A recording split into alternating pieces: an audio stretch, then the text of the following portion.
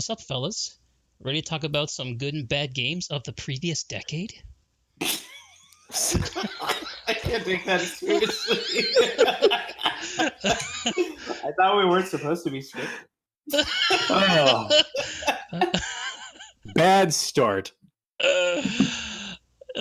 So yeah, what's up, assholes? Happy Saturday. Yeah. Hello. Whiskey filled up.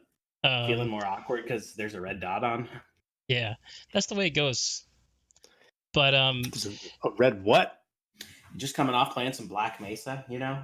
yeah, Oh, Black Mesa. That's You hip. you guys are liking that game? Yeah, it's sick. Yeah. It's no, good. don't start that yet. Wait till we get to our lists. Oh, all right. So much for not Do you having have a something you want script. to tell us? Wait till we get to our lists. No, let's roll into this Black Mesa. So we're Is that on a list? so Taylor, you have a list. Is Black Mesa on a list that you have? You know what? Yes. If it is, I think you better talk about it, my friend. I should. What So you got? knowing what Matt was going to put on his, I subbed one of mine out for Black Mesa. Yeah. So Black Mesa, it just officially came out right at the end of 2019. So I guess it barely fits into the decade. It came out for half of it came out in 2012. So whatever. But it was just super refreshing to play a game that didn't have collecting, leveling, experience points, skill trees, any of that shit. It's just massive flowing level design that makes it hard to stop. And I don't have to worry about missing anything because all I can get is ammo, health, and armor. And there's always going to be more up ahead. So while I enjoy games that promote a lot of exploration and stuff like that, I do miss. To clarify for anyone who doesn't know, Black Mesa Source is a remake of Half-Life from 1998, and back then games didn't hold your hand as much. So there's no tutorial information besides like press E to mount turret. That's as in depth as it gets. The rest of it is figure it out for yourself. But that's what's interesting about it is that, like you said, that open world games promote exploration. But I think that's what's like kind of cool about the game. So this game is not on my list. I would say it's also an honorable mention, at least. But it's interesting because it's like the beauty of the original Half-Life as well as this remake is that it is a linear game, but it still does encourage that you explore shit. Like you still do need to hit every box with your fucking crossbow. You still need to like go down some hallway, even though there may just be like a rack of supplies on it, right? And like it is. I think it still does encourage that exploration, but like in sort of a very like linear fashion. Right. There's no punishment for missing anything. You don't have to, like in a giant RPG, there's always some point where if you don't do X at this one certain spot that's 30 hours into the game and you can't return to unless you play the game again, you're going to miss this thing. There's nothing like that in Half-Life. You don't have to worry about missing shit. Yeah, exactly. And you know that they're going to keep camp for some reason. You're basically just not going to do anything, right? Like you're not like hunting endlessly for hours. Right. Well, most of the places you don't even have to kill anyone. You can just run past them if you need to. There's very few areas where you have thing to. Yeah. But the other, go ahead, Greg. Oh, I was just gonna clarify real quick, just someone who hasn't really played the game much. It sounds like the kind of exploration you're encouraged to do is mainly for stuff like ammo, health, armor, stuff like that you need to actually play the game well, right? Right. The only other thing I could think would be in there is just little glimpses of storytelling. Yeah. And Half-Life's storytelling is one of my favorite because none of it's I guess in your face is the word. It leaves it up to your imagination, basically. Like it's sort of like there's you have to connect dots. Like I mean, even if you look at the G, like the sort of the G-Man himself is very much like a what's the word? I don't know. He's sort of just like this like thing that has a lot of like a shroud of mystery around him. It's like a hint of a larger world. Like there's more here. We're not showing it all to you, but trust us. And because they do it well, you kind of believe it. Yep.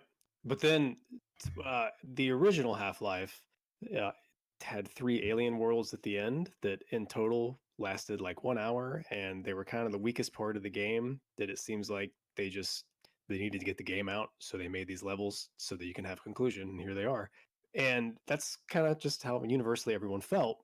And so the team that made this game spent the past 7 years remaking the last 3 levels of this game. And That's what they did bonkers. instead, I know, they turned it into a third of the game. So this experience is now 5 hours long. And the best way I can think to describe it is they took a lot of inspiration from Pandora from Avatar. And it's just for an engine that hasn't been updated in almost 10 years now, it's really good looking and it plays really well and really fun. It fits right into the Half-Life universe.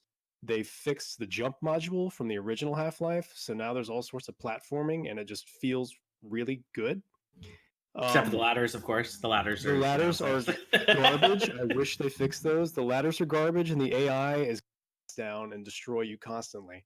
With ladders in video games, I don't know if I've ever had a satisfying ladder experience in a video game. Have y'all? Yeah, the ladders in Gold Source were fine. The engine Half-Life was on. They're not that great. I think we just got used to them. Like that was the whole thing. It's like once you know how they're gonna behave, like it's like okay, it's fine. But like the problem with what's happening in Black Mesa is, and I love this game by the way. This is like the only flaw that is like you don't know what it's gonna do. Like when you're on the ladder, like it's gonna do the like jump, and then the way it works is So imagine you're looking flat, and flat is 0. If your mouse is at -1, which we'll say is looking up, when you press forward, you go up. If you're at +1, which would be looking down, when you press forward, you go down. So there is method to the madness. Yeah, it's a shitty method that they really should have fixed, but it's there. Well, you could have just done, there's other games that just limit Breath of the Wild and, you just climb shit and then you jump off and then you climb on it again. that's a good ladder system because there's no ladders. Everything climbable wall. Yeah. But and then the final thing about it, which I'll just say, put it this way: in Zen, they did a lot of retconning, which for just a team of 20, just taking a property that they love, they did a fantastic job with it. So, and they did a fantastic job of retconning? Yes. Huh. I don't want to divulge too much of it, but Matt, have you finished the game yet? Have you gotten this end? No, I'm only about 5 hours. Okay. For those that are ignorant, including myself, what is retconning? Retconning is when you go to a property that already had a story established, and if a sequel or something came out down the line and something happened that didn't make any sense, so you go back to the previous property to make the sequel have a better explanation. See like Rise of Skywalker. Yeah, right. That makes sense. I think I butchered the hell out of explanation, but you seem to get it. Kind of like what Game of Thrones did for like the whole last set of seasons. No, what Game of Thrones did was just throw it all down the toilet. Isn't that retconning? No, that's not retconning. They would no. It's just like throwing fucking sticks of dynamite at it is what that was. I don't know what the hell they go on forever. No, Thrones is like we don't know and we don't care. Bye. We have our money now. Fuck off. Kill everybody. Yeah, like the story does. But yeah, so I haven't finished it yet. I am about 6 hours into it. I'm guessing about halfway through the main story, the non-Zen one, I think. What area are you in? I was fighting the monster that you tranquilize. Okay, you might be halfway through, yeah. Yeah. Halfway through the Earth area. Yeah. So I'll know more within the next week. Can I ask you guys one question about this game? I'm like half an hour in, like I just got off the tram, and the one thing that I did, like I haven't shot a weapon, I haven't even picked up a weapon, I don't think, but I have picked up a roll of toilet paper in one of the bathrooms in the start, because there's a scientist in the first game asks you to pass a roll of toilet paper, and I was like, hey, maybe I can actually do this.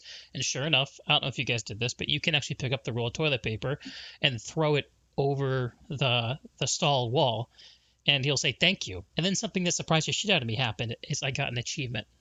Yeah, I did actually get an achievement. I didn't get that one, but there was a weird achievement that I got that was like when a head crab jumped off of one of the zombie alien guys and you kill him midair. It's like, I think it was the gray matter achievement or something like that. Huh. So it's funny because like there are achievements, which is like achievements as a concept didn't exist when this game came out in the first place. Right. I was surprised to see it. What gray matter achievement is, you have to get 20 headshots. So you shot the head crab in the head. 20 times. But yeah, I remember that achievement in 2012, and I thought that, to me, that feels like the only useful aspect of achievements is to use them as a form of comedy. I mean, that's how most achievements are, right? None of them are really serious. They're either comedy or dick waving. Well, I remember when Left 4 Dead 1 came out, I think that was the first experience I knew of that had achievements. I think that's when they were getting started. I thought they had it with the second one. They had them in the second, but I know they had them in the first one. I played with a bunch of people, and we actually went out of our way to get as many of the achievements as we could. And they didn't have anything to do with being funny. It was just motivation to get you to play the game more. Yeah, I'm looking it up. Yeah, like achievements to like kind of enshrine a funny or interesting moment. But you have to have a lot of self-awareness as a game developer, I think, to do that effectively. Versus achievements as a way to drive behavior. The reason why, sorry, I'm looking this up on Wikipedia. I'm pulling a Jamie from Joe Rogan right now. Oh, boy. So Valve actually is one of the people who popularized it. So both Xbox and Valve did it because Steam, Valve built it into Steam. Yeah. So it was like a core component of their platform. So of course they had an incentive to do it for Left 4 Dead. And then Xbox did it with the Gamerscore system for originally with Halo 2. So it's funny because Xbox did it funny because, like, I don't know, do you guys have Xboxes? I don't think you do. Right? Never had one. Negative. So they have a thing on your profile where it's like for every achievement that you earn, you get like a set of points for that particular achievement, and that points contributes to your total like profile gamer score. So it's kind of like a dick waving contest in a way on Xbox, where it's like I have like, you know, whatever on my account, like 20,000 of these achievement points, right? And so it's like this thing where you're like exuding your big dick energy by the amount of achievements you've completed on Xbox. Yeah, that's basically all achievements are. That's the I used to be a real gaming completionist. Like Final Fantasy VII, I ran that clock up to 99 hours and I did everything there was to do in that game. But it's just so much work now that I don't care anymore. Yeah, especially with the open worlds. Right. I had experience Breath of the Wild. I had experience replaying The Witcher recently, where the first time I played that game, I did every single quest and side quest in it, everyone, all of them, and even to the point of like in the Gwent tournament quest, I actually save scummed so I would get the outcome that I wanted. And I started to approach it again, and I asked myself, if I'm going to play this again, why would I do that? And it ended up. Normally, when I play a game, I go for the highest difficulty just because this is what I like to do. I like to try to get the most I can out of every system in the game, and usually, unless you play in a hard difficulty, you don't have to bother. So that's what I do for The Witcher when I play it. But this time around, I was like, do I really need to want to craft potions? Do I really want to go through the item upgrade cycle? Do I really need to experience that again? And I was surprised that my answer was no. Is this potentially a transition into one of your top games? Oh, unfortunately, no. I just thought it was an interesting thing to discuss regarding achievements and kind of the way that incentives drive behavior, I guess. Yeah. Well, I think I'm going to move on to one of my top 3 letdowns. Oh boy. Okay. Here we go. All right. Drum roll, please. Let's have it. It's going to be Monster Hunter. I didn't play Monster Hunter enough for it to be a letdown. Communicated to us by trilling the theme song.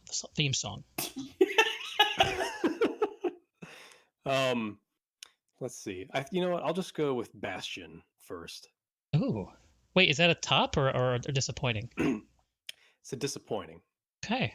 And I go with Bastion because... Tell us a little bit about the game first, just because I'm not familiar. Yeah, I'm not familiar either. It's kind of, I guess, top-down shooter is the best way to explain what it is. I don't know exactly what to classify it as. The confusing thing about it is I don't think it's a bad game by any means. It does lots of things really, really well.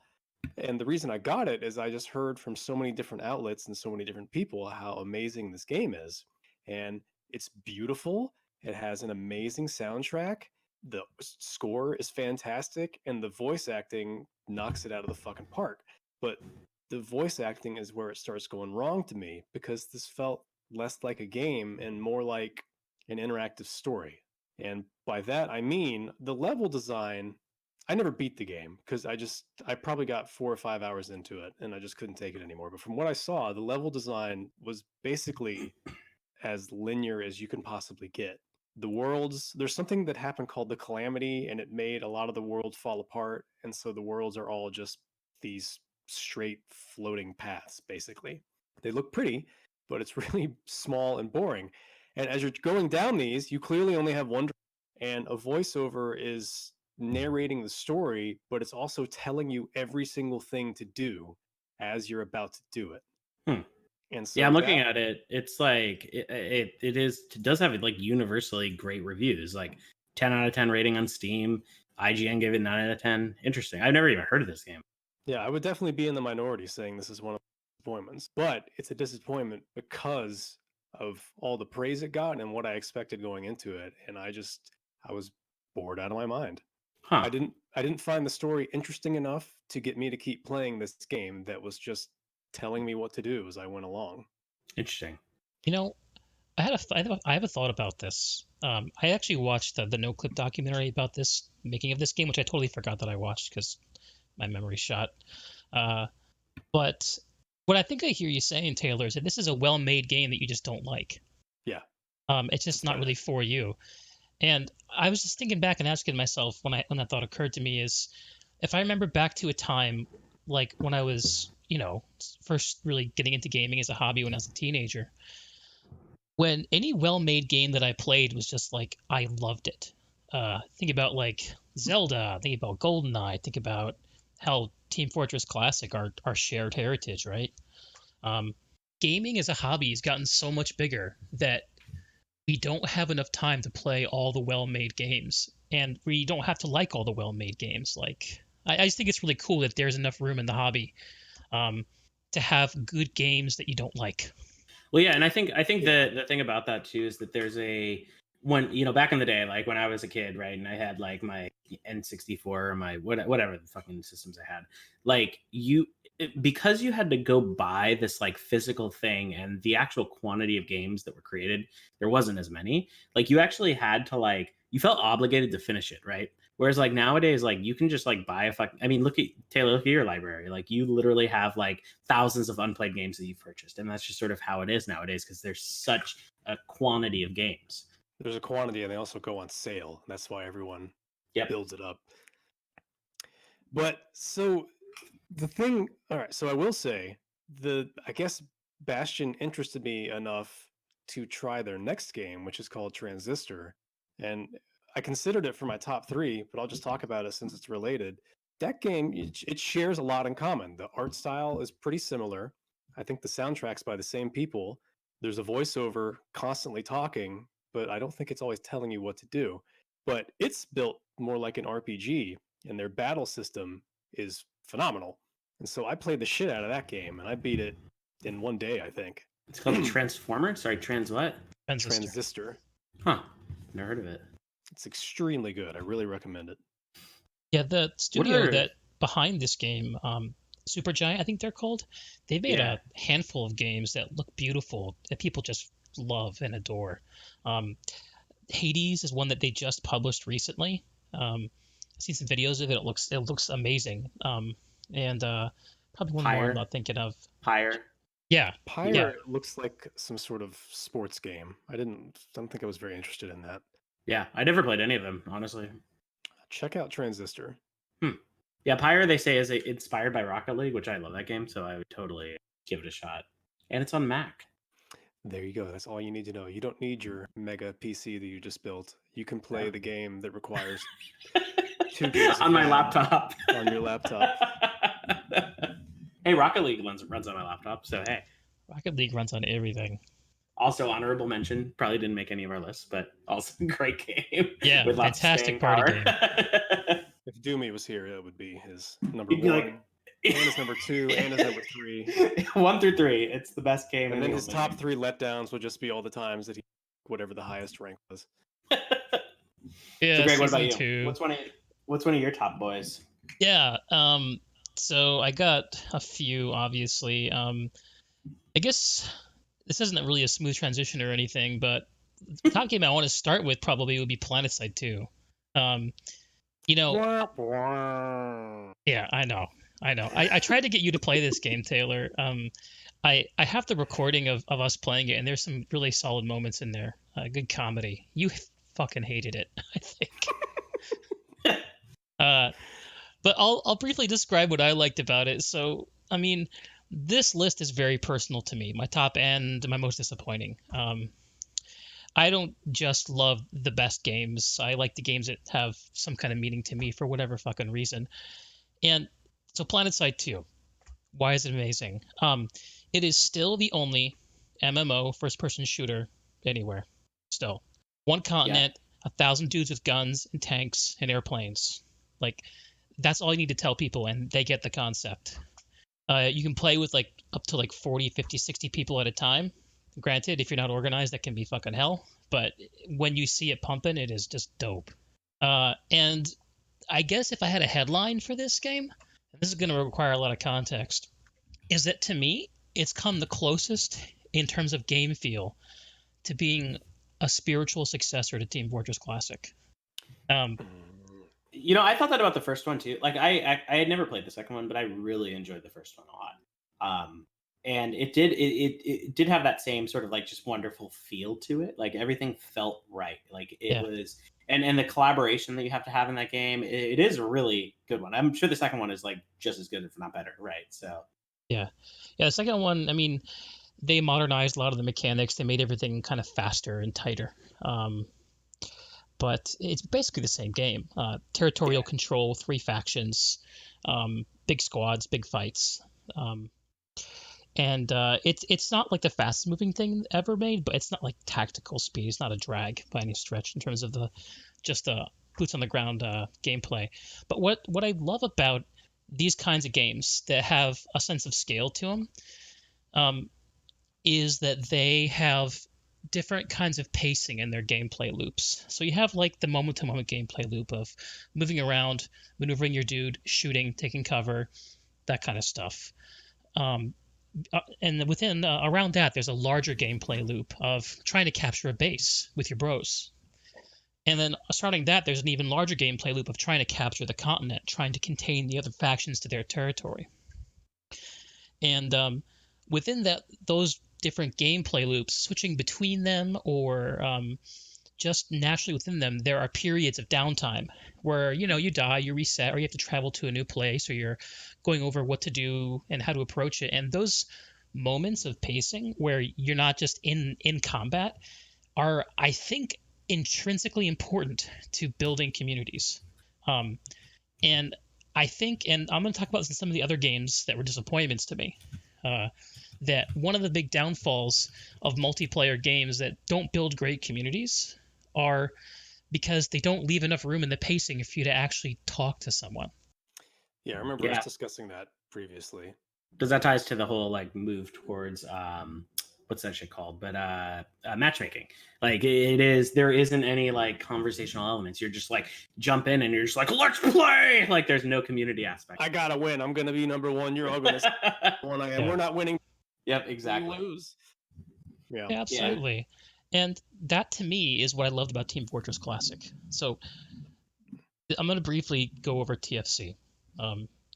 TFC was a Half-Life mod, a Half-Life 1 mod, and it was a multiplayer game where you play capture the flag with yourself and your buddies in one team against another team. The people to capture the most flags over a 30-minute round won. Within that, you can play different player classes with different abilities, movement speeds, things like that. You can play a fast-moving scout that can use concussion grenades to fly through the air and move fast and is used for offense for flag capturing, or you can play like a slow-moving soldier who's got a rocket launcher, which is a fun weapon that you can use to either hurt dudes or to propel yourself in the air to move faster at the cost of some health for yourself. And the three of us all met playing this game. I liked it enough at the time that I played it that I decided to try making a clan, and that's how you and I met, Taylor.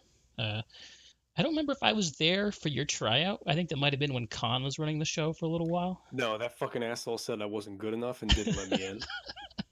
Did you guys meet in a pub, or is that how you guys formed the clan? Because that's how some of the early TFC clans formed. I was in a 5-versus-5 clan with Nig, who was in MH, playing with a Nig, and then I met Repair and a Silencer and I just started playing with them all the time. And you met them in a pub? No, it was just IRC. Yeah. I mean, I'm sure a pub at some point, because that's how everyone meets. That's how you find out about IRC. That's how you found out about the website that we all hung around. Yeah. Yeah. And there's a You know lot what's funny is you know how I got into the TFC community. I always assume it's like people get into pubs. Like that was like the most common story, right? You like are in some pub server and you ask about the clan and then you join the clan and then you're somehow in that TFC community. That's how a lot of the game community started. I actually started because little known factoid, I played Counter-Strike before I played CS. Counter-Strike before I played TFC. Yes. I know, who would have ever thought? But in beta 5, and I was a writer for CS Nation like way back in the day. Like I was heavily into Counter-Strike. And we had this like Alaska Counter-Strike clan because I was living in Alaska at the time. And I was in there, and then there was a friend of mine in that clan who was also like heavy into TFC. And he had a TFC clan. And he was like, "Hey, we're looking for people. Do you want to try playing this game?" And I was like, "Yeah, sure." So I joined this. This was like 2000 or something like that. And I joined his TFC clan, like never playing the game ever, and we ended up like competing in TFL and just like got completely destroyed. Yeah, it was pretty. That's how I got into TFC in the first. So, did you have any more you wanted to add about that, Greg? About Hell TFC? yeah. Hell yeah. I guess the only thing to say is that TFC to me is like in a lot of ways the standout experience I've had playing video games, of having the experience I wanted, where it became about that community and about that clan for me, about what I can do to make that thing run and to connect with those people and to make a TFC home for anyone who wanted to be there. Essentially, that Right. got to be very meaningful to me. I remember one day, Taylor, and I know you remember this too because you still tease me about it. That one day we were playing in a match and it was going to shit, and I flipped my top, and you decided that it would be a good moment to remind me it was just a game. You remember that? Who were you playing?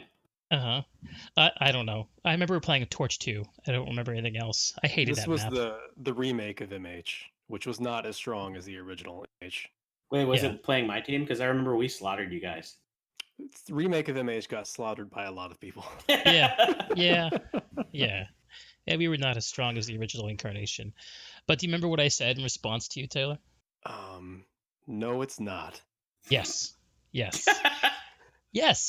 And here's the thing. I still believe that. I still believe that games are more meaningful than the mindless, indulgent distraction that they can otherwise be. And that's why I'm talking to you guys. So, and that's what I love about Planetside too. I will agree with that in regards to Team Fortress Classic, because Team Fortress Classic is now making me a lot of money lately, because Scorcher, who was in MH, turns out he became a video editor, which is also what I do, and they needed more people to edit stuff, so they're just throwing work at me left and right lately. Cash money. So that's been nice.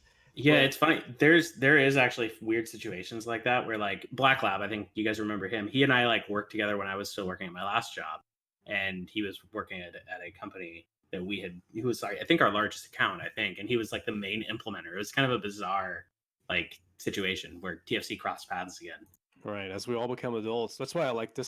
It's like we took a break and then we've all come back together, or a handful of us at least, and we're all just, for the most part, or in some form, helping each other with our careers, be it just bitching about it. Like, since Griff is the only other artist that is regularly on here, so I've sent him so many messages about the stupid shit that I have to do, because he's the only person who's going to understand my complaints. So I've been to him all day. Should have changed careers.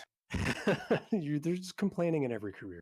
But I would say one of the aspects that we don't praise TFC for enough, and that no one really thinks about, is the writing. And by that I mean that the game itself is what attracted us, because it's really fun. But I think the insane teenage drama is what kept a lot of us around playing, because there was assholes everywhere.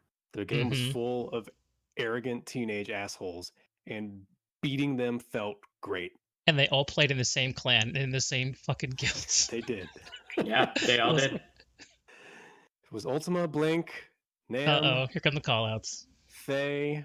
I can't remember all the rest of them, but there was just a ton. And that became a big motivation to play, was the drama. Yeah. Yeah. Yeah, there were good guys and bad guys. There were clowns like Matt. Yes. There's a funny story, I think. Write-ups. Yeah, so what happened was, this is actually a funny thing, because I always took a lot of pride in the write-ups that I would do, because write-ups were like a big part of the post-match culture. Oh, yeah. And usually, you had the people that just didn't give a shit and would just write like GG or whatever they wanted to write. And then you had the people that were just like trolls and would just rage out. And then you had people like me who I would spend 3 hours on a write-up because I was so in depth about it. And I think we were playing this clan that talked a lot of shit. It was Malevolence, I think was the name of it. They weren't particularly a good clan, but they were just kind of they're average. And we slaughtered them after them talking so much shit. And there was a lot of hatred between some of the people within each of them. And we just beat them so bad. And as a write-up, I actually wrote their clan name on a piece of paper, and then I jacked off onto it and posted that as the write-up. And I got banned from TFL for a month or something. Yeah. It's still worth it though. So and that's what we had. That was also the time. This is another beautiful part about TFC is the fake personas. So we created a fake clan member that I just came back as. What was the name that you used? Cancerous McNipple. Oh, of course. Which funny is because when I mentioned that to Taylor, I think 2 years ago, he was like, "Oh, I thought that was a real person." I did. I thought so too. You went as far as making posts on the catacombs. Yeah, exactly. It was very in depth. So, but yeah, see that I'm in my 30s now, so I just don't have time for getting into an online community like that. But our community was, what was our number? Probably somewhere between 1,000 and 2,000 people, right? Yeah. No, there's more than that at the hard high to point. estimate, honestly. I think there were 600 people in the Catacombs Discord right now. Everyone, for the most part, everyone knew everyone in some form. Everyone knew what was going on. Yeah. So when all these weird fucking crazy things happen, it's a community event. And I don't, in Planetside 2, you're 1 out of 1,000 playing at the same time in a server. Okay, that's really funny you say that, because I was about to come out on the other side of the exact same thing. That's what I love about Planetside, because even though you can have 1,000 dudes on a server, they're all playing on the same continent on the same server. So realistically, if someone from your server does something crazy or stupid, or flames somebody out in Reddit, which happens all the damn time, you're going to run into them. And you're going to get your buddies together and you're going to fucking gank them. That's... Yeah. And that was the TFC way too. Is you get your guys together and you roll them. Yeah, that's true. We were teenage gangs. Yeah. There was nothing more satisfying than some assholes shit talking you for an entire week leading the match, and then you just beat them into the fucking ground. Yeah. It felt good. Yeah. Crush your enemies. Leave nothing behind. That is what's good. Destroy. There was. Oh, I wish I had it loaded up so I could play it. Maybe you can edit it in if you want. Okay. But I still have do you guys remember Westside? Yeah. He was a douche. So he ran that Ultimatum clan that I was in a clan called TDA, and we were about to get the largest win streak in TFC, which was towards the end of it when a lot of people stopped playing. That's why it was possible. But there was this guy, and he had a known cheater in his clan, and he got caught cheating again. And so I got it. I spent 2 weeks of my life talking to the league, and I got everything overturned. And then I go and I make a thread on that the whole community was based on called the Catacombs. Oh, I'm telling the wrong fucking story. Oh my god, you're so old. Anyway, Repairman would sometimes read out people's posts out loud in this just I remember that voice. And he did one in Westside, and it was what did he say? You will feel the carnage, and it won't just be a win. It will be a blowout. We'll see you Monday. Gonna stop posting on this board now, as I feel I have said everything that I need to. Bring some preparation H, Master Jeff. Your anal is gonna be mighty sore. bring some preparation H, Master Jeff. Your ale is gonna be mighty sore. I remember that. You have that recording somewhere? I have that, and I have one he read from a. Oh, that's where I was going with it. Curve was in the soldier guild we were in, who I thought cheated as well, and I got him kicked out of that, and then we overturned the U thing, and he was like, Just make sure you bring your bitch ass to play next week and leave it on the field. Just keep in mind, at this point, I have no remorse for anything that's going to take place in the days to come. You can take the title, you can kick me out of a guild, accuse me of cheating, but there's one thing you can't take away from me, and one thing I'm going to take from you, you fucking disgrace. Done posting on this shit. just be sure to bring it all to the field and leave it there. You can kick me out of the guild, you can take my title, but I'm gonna end you, or something like that. And Repair's reading of it is just beautiful. Send me what you got. Yeah, I'll edit that shit in. All right, I'll send them when I can find them. But yeah, TFC was Beautiful. a magical experience that never gonna happen again. Yeah. True. Yeah, we'll never be those dudes again. So, No. rip my No. childhood. All right, well, so what is one of your bottom three of the decade, Greg? All right, this is going to be less exciting, so I think we would all agree on it. The one I'll start off with is Destiny 2. Most disappointing Yeah, I game get that. of the decade. So, I agree. And people love it too. That's the thing. Is like Yeah. it's very loved, but it's just like it exploits everything that's terrible about online games right now. That's the fucking theme Yes. of my life now, is figure out why dumb as shit. yeah, Mhm. and yeah, Destiny 2, just for posterity, is a first-person shooter game by Bungie, which are the dudes who made Halo. And Halo is supposed to be great, so therefore Destiny's going to be great, right? I started playing it after the Forsaken expansion came out last year, which is beloved by fans because it basically salvaged a horrible Destiny 2 release, which was done solely to get marketing dollars for Activision. So Destiny, Bungie made Destiny 2. They put out two shitty expansions everyone hated, Curse of Osiris and Warmind. They put together a good expansion everyone loved, Forsaken. They cut ties with Activision, and then everyone was like, oh shit, Bungie's about to get fucking real. Destiny's about to get good as shit. And that's when I came in. The game plays beautifully. It looks amazing. It looks like all the dollars they spent on it for audio, visuals, everything. But the campaign play is just a snooze fest. It's terrible. Maybe it's different on a console if you're playing with a controller.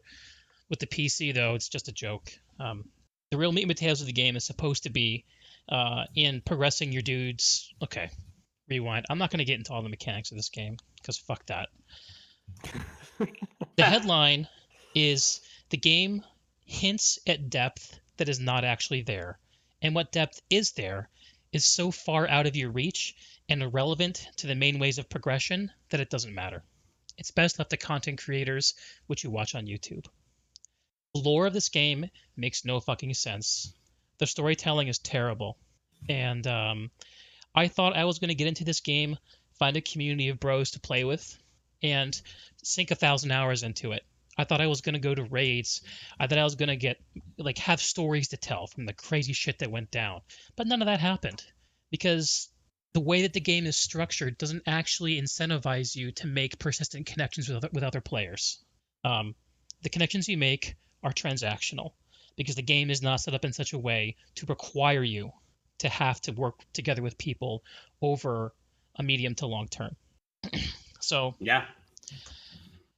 that's it. I think. Did I even play? What did Yeah. I play with you? I know Yeah, I played you played Destiny 2 Destiny with you. for a little but while. What did we do? You started playing through the vanilla campaign when it came out for free. I think back in like September. I beat the whole campaign single player by myself, Oh, but I shit. know I played the game with you, but I can't remember anything that we did. It's because the shit you do when you're not playing the campaign is completely unremarkable. You're going to a place and you're repeating events that don't mean anything. You're getting drops that don't mean anything. And the drops are so random that if you want something specific, you got to repeat something 1,500 times. It's blah. Right. That's kind of. Oh yeah, I'm remembering now. So we we have a friend in Discord who plays Destiny 2 like every day of his life religiously. Oh yes. And so we went to his Discord server with a bunch of people who played there, Oh, and I don't think we yeah. liked any of. Wait, who plays it all the time? My friend Will, whose name is WTF88 Oh in yeah, Discord. yeah. He's obsessed with Destiny Yeah, 2. he's a It's like all Destiny he does. acolyte. But it's the point of the game is to kill things to get better weapons, and then you're just using those weapons to kill more AI who aren't to begin with. But then the only other place where the weapons matter is the death match. And so when you're new to the game and your weapons are shitty and you're playing against the people who've been playing for however long the game's been out now and their weapons are fantastic, you have no chance in hell. So what's the point of playing? Yeah, Then, yeah, those- the competitive game is rough on new players. At least it was when you played, because it was heavily tilted and balanced not towards the gunplay, which you might come in with some kind of ability to do, but towards the ability play. So Oh yeah, what you play as in Destiny is more similar to like an RPG type of class than it is to like just hopping into Master Chief's boots. Where you have like an ultimate ability, you have like little mini abilities, and they all and special grenades and shit like that. And the game in the multiplayer revolved at that time around the use of ultimate abilities, which there's almost no counterplay for. So that's what I call press Q to win. Taylor, I still had the VOD of you and I playing multiplayer that one night. And I played back one part of it for my wife. Remember when you were singing that song about how miserable of a time you were having? Yes. I played that back for my I'm like- wife, and I had her howling, man. Game She was reveling in your misery. Can't tell who my teammates are. Who are you? Are you on my team? I don't know. Just shoot everyone you see. That's how you play Destiny. Miss, miss, miss, miss, miss, miss a lot. Miss and die. Miss, miss, shoot him and miss. Miss and then you're dead. Dead, dead, dead. You're gonna die. Fuck you. Hit the special button and then die. You got shot by someone, but who? You don't know where, who, oh no, you're dead. What's going on the screen? I don't know. Well, I'm glad someone enjoyed it. But yeah, it was just stay, or not even stay alive long enough. Just play the game long enough until your super meter fills up and time to get a few points, press that button. And you killed 3 people. Well, you get to do that again soon. It's just a repeat of that over and over. Yeah. You know, any kind of game with RPG elements has loot as like it has to have loot as a MacGuffin, some kind of progression for your character, and that's okay. Like, I don't mind that Destiny's loot driven, but it's the experiences that you need to go through to get that loot that make the game what it is or what it's not. And unfortunately, Destiny just completely misses the mark with giving you fun, enjoyable social experiences to have in order to get what you want. Well, and that's the problem too, is that like unless you started at the same time as everybody else, you're kind of shafted, right? You can't just like enter in and start enjoying it in a way. There is some catch-up mechanics. Yeah. Like when Taylor was playing, I think the max light level, which is like your power level, was I think around 750, and he was able to boost up to like 650 or something, just by getting to the end game. That's kind of like that's how in Borderlands 2, when you beat the game the first time, then you get hard Vault Hunter mode, and then if you beat it again, you get true Vault Hunter mode. So if you're playing on true Vault Hunter mode and you get a friend to join who has never played the game at all before, when you complete the first mission, they jump up 13 levels. That's how much experience points you get for completing a mission. Power leveling, baby. Yeah, maybe it's the same thing in Destiny 2. But speaking of terrible story in Destiny 2, which did indeed suck, the other thing that really sucked about it, and this is a trend that I see a lot and I don't get the point, and another reason I like Half-Life and Black Mesa Sword, do this, you play as a silent protagonist, but then you have this sidekick with you who speaks nonstop. Why not just make your character the person who speaks? Because then you'd be talking to yourself. And then you can't roleplay Yeah. because you can't make up your own story for your character. No. Yeah. I hate it. I feel like it's pointless. Unless you're a bit schizophrenic character, then it could be really interesting. That would make a much. That would be fantastic. A game where you like you're a schizophrenic character and shit just appears, shoot it, and bullets and bullets are a precious resource, that would be great. Yeah. Write that down. Make it a game. Give Brilliant. me royalties. Guys, I'm gonna reconnect to the Discord real quick to try to inhibit my crackling. One sec. Okay. Drop a bunch of F-bombs right now. Fuck. All right. Back. You may. Anyways. Well, if he's not in here, he can't record that. True. Yeah. So You Unless missed all guys of are our recording. F-bombs. It was Damn. great. Fun, friends, food, like those kinds of words. Yeah, exactly. fantastic, Mhm. freedom, farts, and then of course fuck. Yep. The big F. Okay, Right, I think it's Matt. Matt's turn. My turn. All right. do it. Well, I'm gonna start with the bad one because you guys are all starting with good ones. So let's start with the bad one. 3. So I'm gonna start with one that I don't think either of you had played because you guys aren't console gamers like I had been for quite some time. And this is regarded, I think, as like actually like does make a lot of lists, and it was something that I think I hyped up quite a bit, and that is going to be Call of Duty Black Ops. So to give a little context, this is like one of the earlier picks. So like the rest of my games that I've chose for this whole list are like much more recent. But Call of Duty Black Ops was the game that I played after Call of Duty Modern Warfare 2. And Call of Duty Modern Warfare 2 was such a like awesome game because it sort of like really like was the start of that shooter genre on the Xbox platform. I mean, it was on other platforms too, but like it was really on Xbox. And it also had a really good single player campaign associated with it, which a lot of those games tend to like swing the pendulum like one way or the other in a lot of ways. And Black Ops kind of marked the start of this like forced interaction and almost like the Madden-ifying of all of the Call of Duty games, where basically people are going to buy it because it's a Call of Duty game, not because it does anything really interesting. So it was just like not what Modern Warfare 2 was. Modern Warfare 2 is a great game. And it was not that. Like the whole, I mean, this came from Advanced Warfare, but like, you know, the whole meme online, the press F to pay respects, that sort of like forced interaction that takes place. This was like the start of all of that with the whole franchise in general. That it didn't come from that game, it came from the next set, but like it was that type of shit where it's like press F to agree or like press Y to nod your head, and it's like just shit like that It's like a story QTE. Yeah, exactly. It's such a waste of time. So anyways, I That's beefed pretty hard on funny. that game. I can amazed that Call of Duty was even on your radar at all. Yeah, no, I mean, Modern Warfare 2 is one of my favorites. Like that game is so good. It's obviously dated because it came out in what, like 2007 or 2008, something like that. I played it on 360, so that was a long time ago. But it's just not a good game at all. So any franchise that has annual releases, that's a big turnoff to me. Are there any good ones? Sports games. I don't. Well, see, no. That's the thing. Is sports games aren't good ones because they like barely move the needle each release. It's like, okay, we updated our player list and incrementally improved the graphics. Safe bets. So the thing about like Assassin's Creed and Call of Duty, they're not so much Assassin's Creed anymore.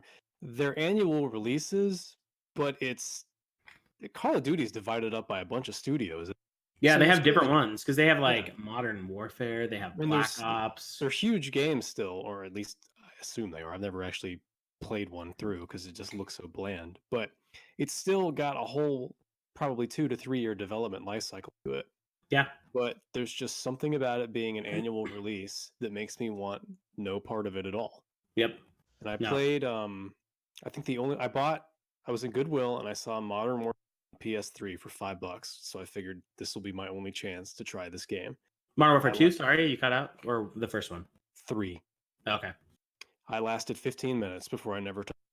Yeah, that was the downfall. Like that franchise was good. Like it in the early days of it was fantastic. I mean, you could probably say the same for Madden, right? Like Madden was a great franchise at first too, before it started getting soulless and incrementally updated. But like. It's sort of like Black Ops was an interesting one because that was like the pivot to the cash cow that it has become. So, and it still universally is regarded as like a really great game, but I just it wasn't for me. Like again, because Modern Warfare 2 was so good. So, but yeah, speaking about the forced interactions, I always wonder what is the decision process behind that? Why not just make it so that it's something my character does? Why do I need to press F? Simply like a game. Is that it? That's the best I can think well, of. and this is the thing with like a lot of games, and I don't want to. Well, this is actually a talking point for one of my other shitty ones, so I'm gonna save this point about forced interactions. Anyways, so Besides the forced we'll pivot for a interactions, second. Well, so besides the beyond forced interactions, was there anything else about the game that bugged you? I mean, I don't know how the game plays. I never played it, but it seemed to me like those must be a small part of the game.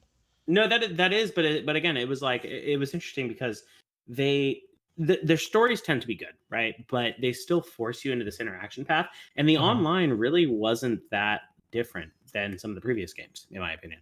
And so it was just sort of like, I don't know, It started to turn inward a little bit as a franchise. and they started making a lot of safe bets. Like I still think to this day. So now I'm turning this into like a whole like Modern Warfare 2 like highlight reel, but like the ending of Modern Warfare 2's single player campaign is like one of my favorites. Like because it's so good. And I'm gonna totally spoil this, but I doubt anybody's gonna play this because it's like a fucking 12-year-old game at this point.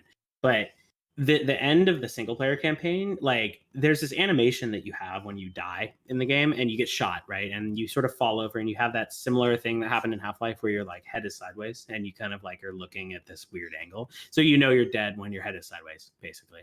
And the interesting thing about that is at the end of the game, you die and you're like, oh fuck, so I need to like retry this whole section of this final mission again.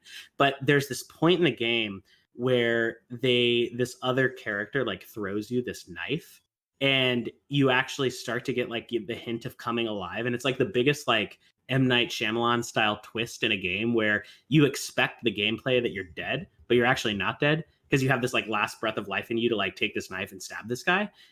And so it's like it was a really interesting twist to it, and Black Ops just didn't really have anything like that compelling with a single player story. I mean, it was just a very safe thing with, you have action, cutscene, and that was basically it. So it's like with Modern Warfare 2, they hit the bottom of the barrel. Yeah. No, because I saw whatever most recent release they have, it's like they retconned. There's that word again.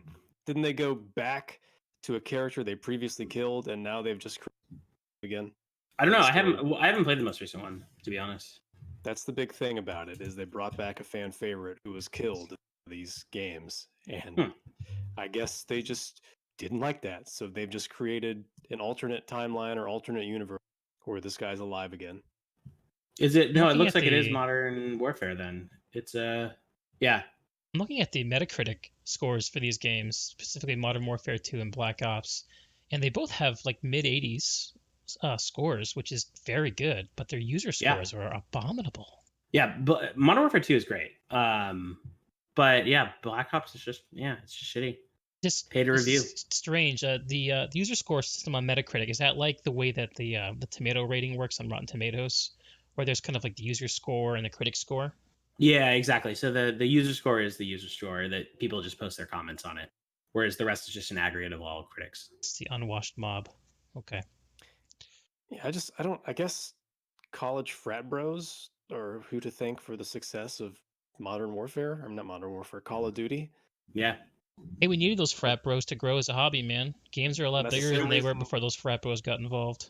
That's true. That's the same reason Halo is so successful. Their franchise don't understand. Yep. Do you guys have this thing that happens to you where you have someone in their mid-20s like reminiscing about when they got into gaming, talking about how like Halo was like the beginning of when gaming became relevant, and just get like this like fighting a gag reflex when you hear someone say that? Yeah, I'm like, bitch, have you played the original Doom? Go fuck yourself. Yeah. But then I know there are dudes out there like hyper nerds that are like, bitch, what about Wolfenstein?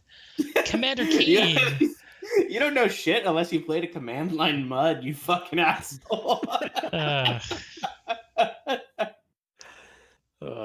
Oh man. Anywho, so the good one. Yeah. Let's move away from the shitty genre. So I'm gonna say the cliche one because I this is such a cliche answer in general, but it's Breath of the Wild. I mean, it's made every single top best of decade list out there, and it is for reasons, and I know Taylor, you have probably this one on your list too, but like it was interesting for me because like I had taken a hiatus from playing games for like 3 years or so, and that was actually the first game that I played. Besides like bullshit on my phone like Angry Birds and all those. So shout out to Angry Birds, honorable mention. But, the Breath of the Wild was such an interesting game because the way that it like talking about Black Ops versus this, the forced interaction of Black Ops versus the ability to like interact if you want and you can, but you also don't have to, and that's cool too. And I think the fact that like the open world games have been around for a long time, but like an open world game that you can actually truly interact with everything, and there isn't one interaction for every item, but rather like a lot of different types of interactions with it. And so like a great example of this, and I think you should link this, Greg, and if you do an edit to this or whatever, but like Donkey's video on Breath of the Wild, I think is like such a good example of how like why Breath of the Wild is so good. He just does crazy shit. Like he takes a raft and puts those like pufferfish things on him and then like makes the raft float. And then he's like taking his fucking Korok leaf and like blowing it around in the sky and turns it into a plane. Like there's shit that you can just do like that is totally possible with how they built the engine for it. So right. That's so yeah, Breath of the Wild was originally on my list, but I took it off but another one that almost wait, made why'd my you take list, it off? Sorry, you cut off. I took it off my list because I knew you were going to have it, so I just went with Black Mesa instead. But in terms of number of hours spent on a game in the past 10 years, Breath of the Wild is the top spot for me. Well, and it's huge, right? Because it's like I spent almost 200 hours on it, and right, that's about where I am too. Yeah, and I have when they at the end of the game they show like what your completion rate is, and it's like 33%, and like so it's like I had a lot more I could do. A lot of that is just finding the damn Korok seed. Yeah, the Korok seeds are a lot. What you're talking about with the engine where it's just kind of built where you just use your brain and think about how you want to do something. That's why I had Metal Gear Solid 5 on my considerations. That came out in 2015, and that was the first time I'm playing a game and I could start thinking about how to solve problems in the game like I could solve them in real life. Yep. Like these in so many games when there's a base and they put a fence around it, if you hit it with a car, your car just, stops and explodes, right? Yeah.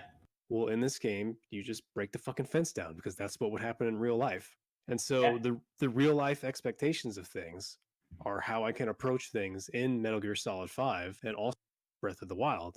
Like there's some puzzles where you need to bring electricity to places, and if you can't figure out the way that they intend for you to do it, you can just go to the source of electricity and lay metal weapon I love that where too. it's supposed to go. Yeah. And then you've solved your problem. Or if you're cold in a certain area and you don't have like a warm outfit, you pull out one of your fire weapons and it warms you up, right? Yeah. And then also if you kill an animal with that fire weapon, you all of a sudden have seared steak instead of raw meat. Yes. It's like shit like that that's like makes it so good. And to add to that, like the atmosphere that they created, and like don't get me wrong, I'm ignoring the story right now. The story is fantastic, but like the way that they create the atmosphere with how the music is dynamically generated based on the moments that you're in, and how it changes, like if it's sunrise or if it's sunset, or in the world that you're in, it'll like speed up and slow down. It's like crazy. And one of my favorite details of this, and this is something that I watched this YouTube video down the line about like why the music game is so good. But there's this side quest in the game called Terrytown. And you basically like, it's this new town that's like forming in the game, and there's people like settling, and the whole like shtick of the side quest is that like you're getting people to like kind of settle in this town from all the different areas of the map, from like the Goron city, from like the Gerudo city, et cetera, et cetera. And the music, the cool part about this is the music that plays there as the people from the different areas of the map, like of the world, start settling in Terrytown. The music evolves to add these like layers of music that sound like each of the regions that those people are from, and so it like dynamically generates as time goes on. And that shit was just like completely crazy to me.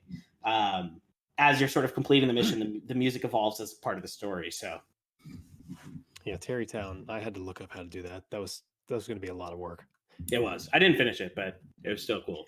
I think I got to the Um, point where I recruited everybody, but I need to get some more logs. And then you get distracted when you're collecting logs, because you decide to set up a couple. Oh shit, my axe broke. All right, guess I'll finish this later.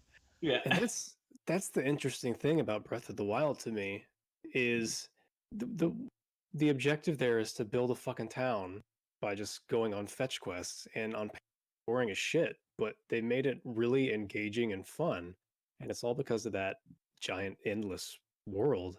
And did you guys get the DLC or did you beat the DLC?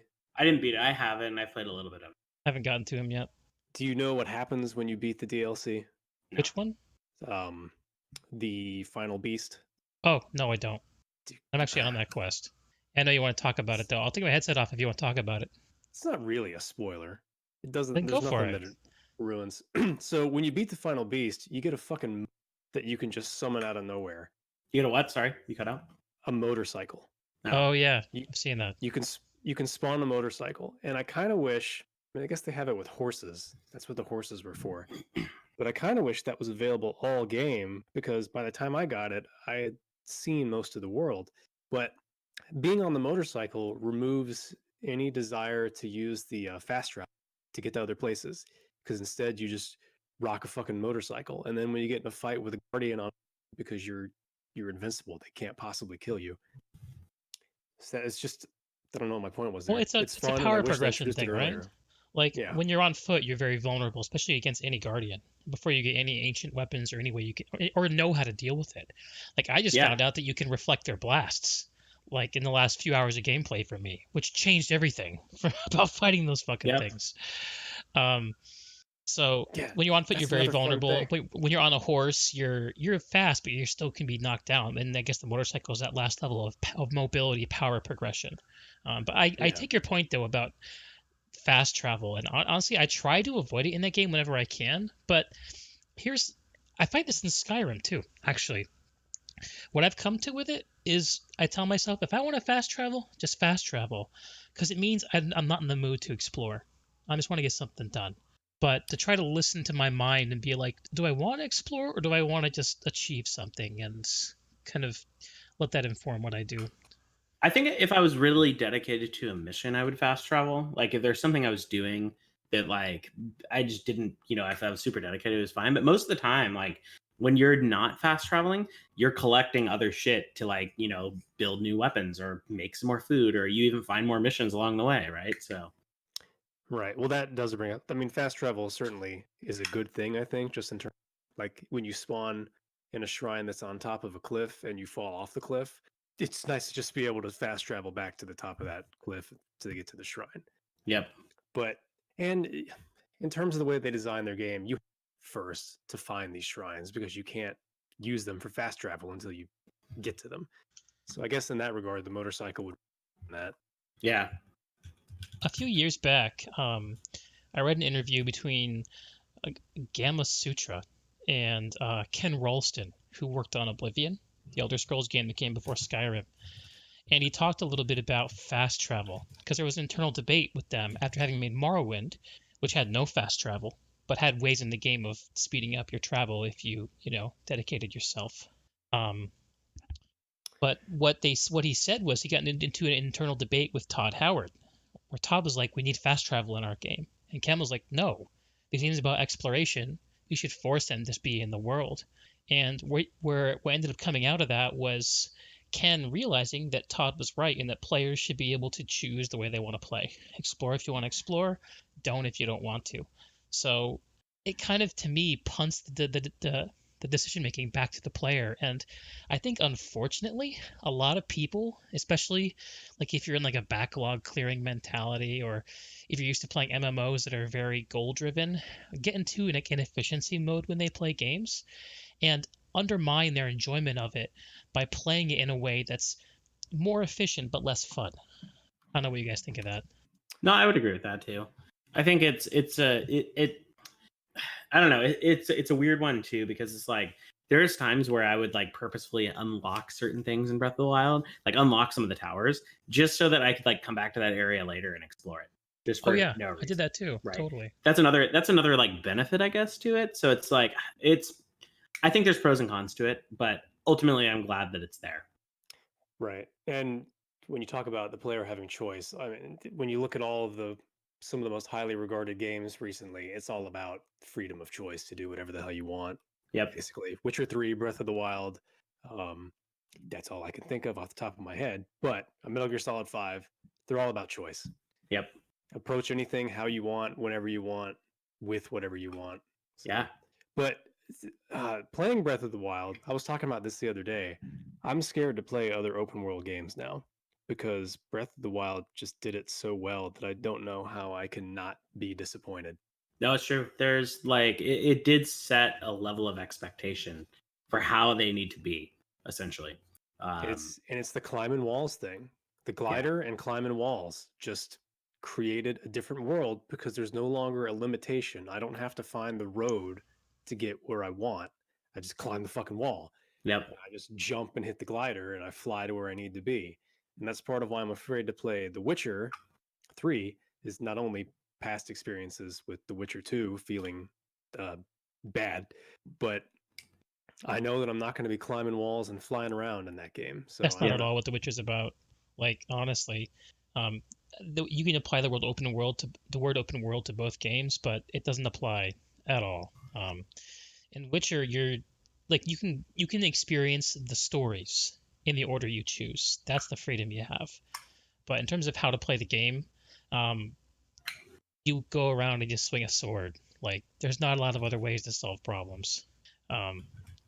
And reason I think to play The Witcher in 2019, which by the way, more people than when it came out in 2015 are currently doing because of how much Netflix killed it with season 1 of the new series. But the reason to play it now is for the story. And I actually, on the playthrough that I started a few weeks ago, I knocked the difficulty down all the way back down to 0, just so I didn't have to deal with any of the mechanics. It's literally called story only difficulty. So the draw of the game is the storytelling, not the open world. I would say so. I think back in 2015, the open world that it had was more relevant. But especially after having played Breath, I would say don't stake any of your enjoyment on the open world mechanics for Witcher. 2015? That's when Witcher 3 came out? Hell yeah. I thought it came out at the exact same time as Breath of the Wild. Yeah, I thought it was later as well. Breath was 2017, I believe. Yeah, right? It was 2017. It is 2020 after all. No, it says Witcher was 2015. Yeah, that's what I said. That's nuts. Oh, I thought you said 2013. Sorry. Yeah. Huh. We're old though. True. All right, so is it me again? That would be me again. Back to you. Yeah. All right, so this one I cheated here. Unbelievable. Actually, I'll save this for last. My next top 3 is Limbo. Did you guys play that? No. Nope. Oh, well, it's really cheap now, and it's not a long game at all. Buy it. Tell us about it. Pitch us. All right. Let me read my notes. Oh boy. You took notes? What a fucking loser. I wrote whole paragraphs because I didn't want to blank as I sat here. It's just a really engaging game in terms of simplicity. So you have 4 buttons, left, down, up, right. That's it. And everything visually, it's only black and white. And most things don't even have detail. They're just black silhouette. And the soundtrack isn't even really music. It's just, I don't know the term to describe what they are. You can probably fill me in on this, Matt, but it's just kind of like atmospheric droning ambience, I guess would be what it's called. It's not a score conventionally, but it just fits in this world they've made perfectly. And I think it's only a 3 or 4 hour game, but their level design it's like Half-Life. It's a nonstop flow. And so finding a stopping point is really hard. So I bought that game and then I played the whole thing through in one sitting. And then they have it on iOS. I'm looking at like the systems that it's on. They have it on like pretty much anything, including mobile devices. It's 10 years old now. So they've got it all over the place. Get it on your phone. It would work on a phone just fine. It's a beautiful game though, so the bigger your screen, the better it's going to be. So this is arguable though, because it's 2010. Does it technically count as the decade? I thought it was 2010 through 2019. I think he's good. Yeah, I guess it's safe. Even still, I didn't play it till probably a couple years. It was originally released on Xbox only, and then you had Yeah. to wait for it to come to Steam. So I probably didn't play it till 2011 or so. But it's just, and there's not even really a story to it. It's just a cool world. You play as this little boy. You don't even know when the game starts. That's another cool part. I'm ruining for you in case you play. But when you first start the game, your character's just sitting there, and you're like waiting for the menu screen to come up or something. But so you start hitting buttons, and when you hit a button, your character's eyes open up, and the game begins. So you told us what the game isn't. What is it? Is it a platformer? It looks like it is. It's like a puzzle platformer. Yeah, it's not platformer like Mario. It's platformer like here in a situation where you have to figure out how to move forward. It's like an atmospheric kind of platformer that kind of tells a story or tells you something about a situation or I'm sorry, it's not a platformer at all. It's a puzzle game. It's pretty much straight puzzle. There's no platforming. It's just since it's 2-dimensional, it seems like it's a platformer. I got confused in my brain, but yeah, it's just really damn well done. And they made a spiritual successor called Inside, which is arguably even better. It's a really damn good game, but when I think back, Limbo just sticks with me more, so I decided to roll with it instead. I also recommend the hell out of Inside. It's the exact same type of game, but with a different face. Yeah, it's only $10. Get them. They're looks really pretty cool. fucking good, and they're really short experiences, so you don't have to invest a whole bunch of time into it. Yeah, I'm looking at some gifts of it now. The world looks really cool. These are the kind of games I can get my wife to sit on the couch and play with me.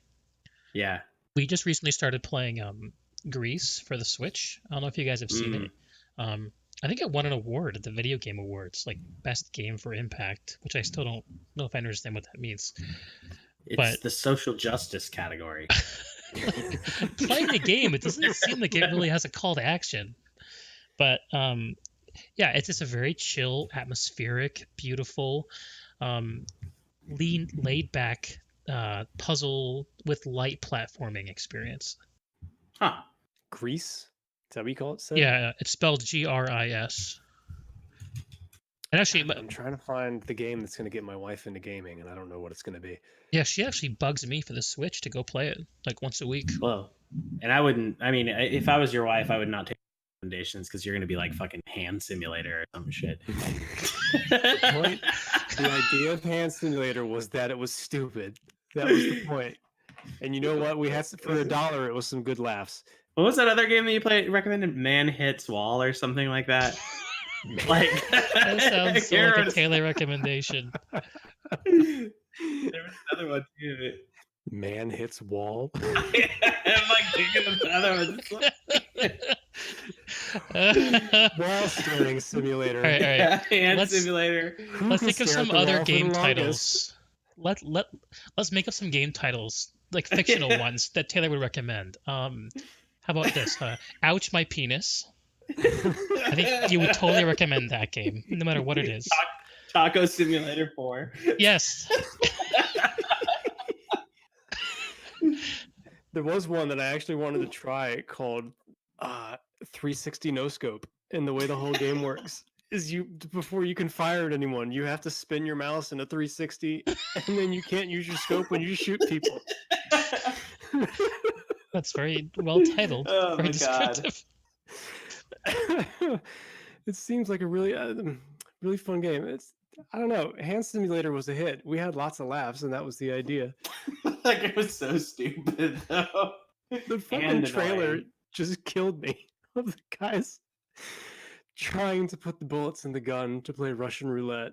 That was brilliant. I think I had more fun watching people playing it on YouTube than I did playing it myself.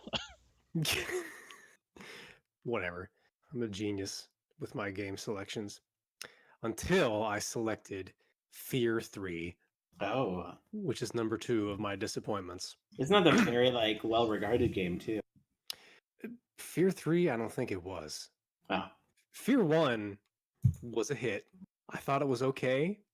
Plot-wise, it made no fucking sense. It's a scary first-person shooter, right? Yeah, but so it's called Fear, and I think the Fear stands for First Encounter Assault Recon, something like that.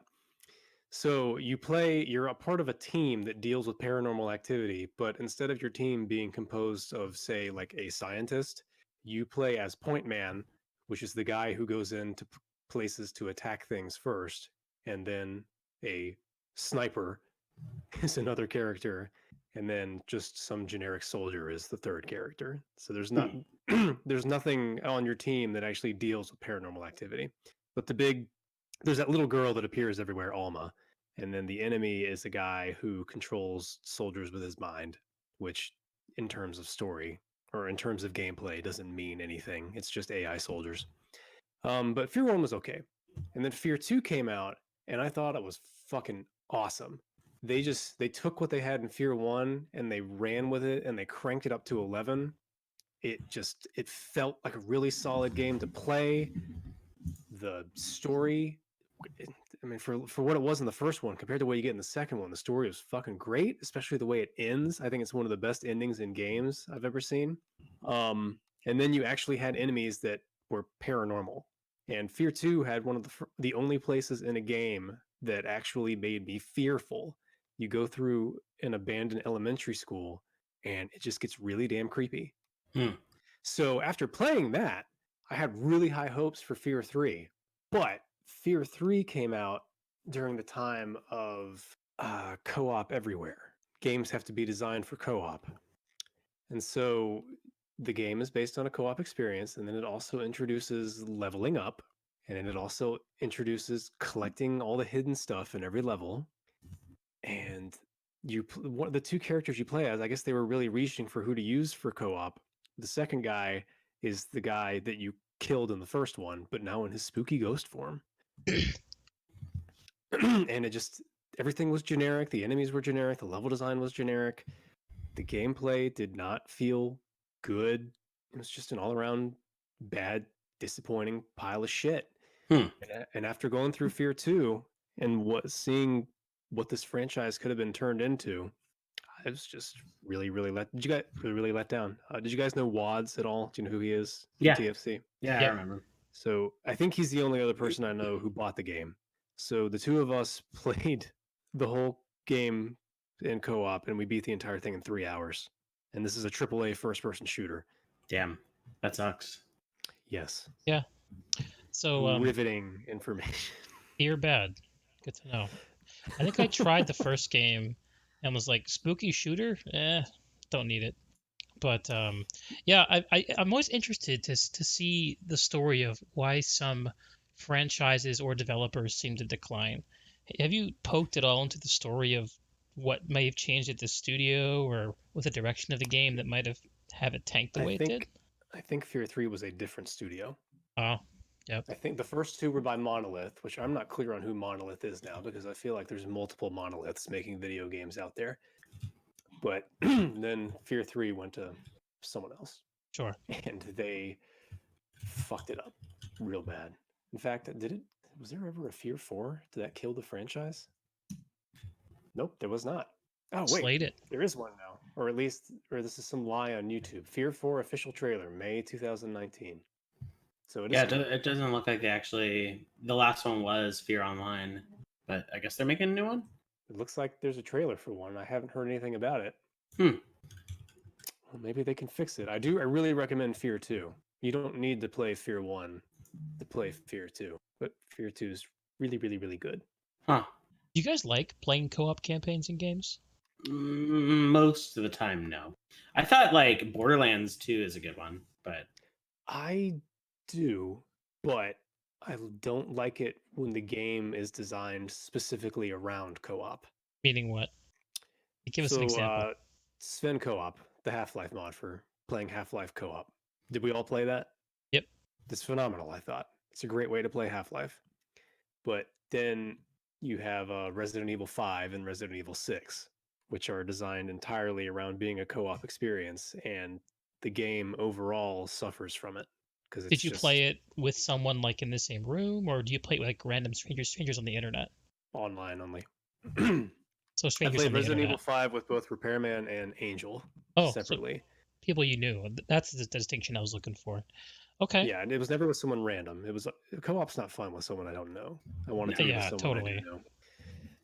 But and you know, Resident Evil 6 is still fun. It's not bad, but what I mean is in terms of what Resident Evil used to be, the co-op experience, well, it's returned to form now, but what it was before 5 and 6, it couldn't be that when they designed it in co-op like that.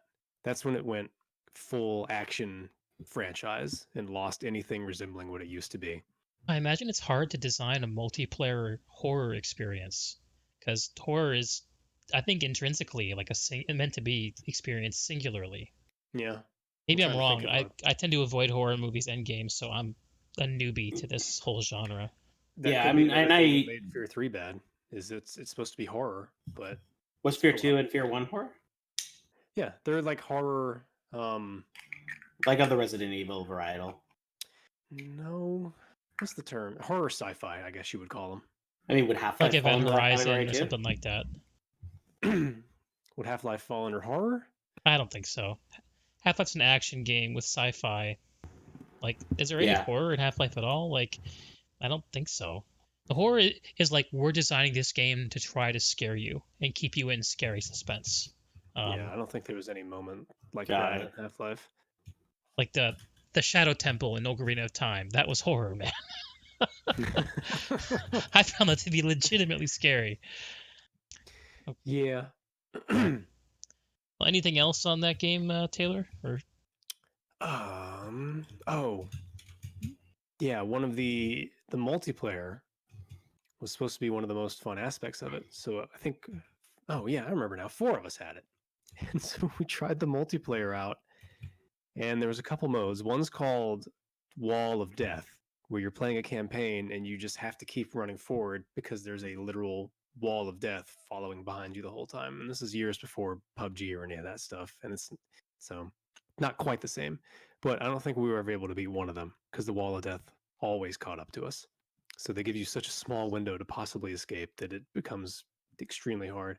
And then the other one is kind of like attack and defend, I guess, where you're trying to hold down a fort basically and hold off enemies. But then the little girl who scares you throughout the game is named Alma.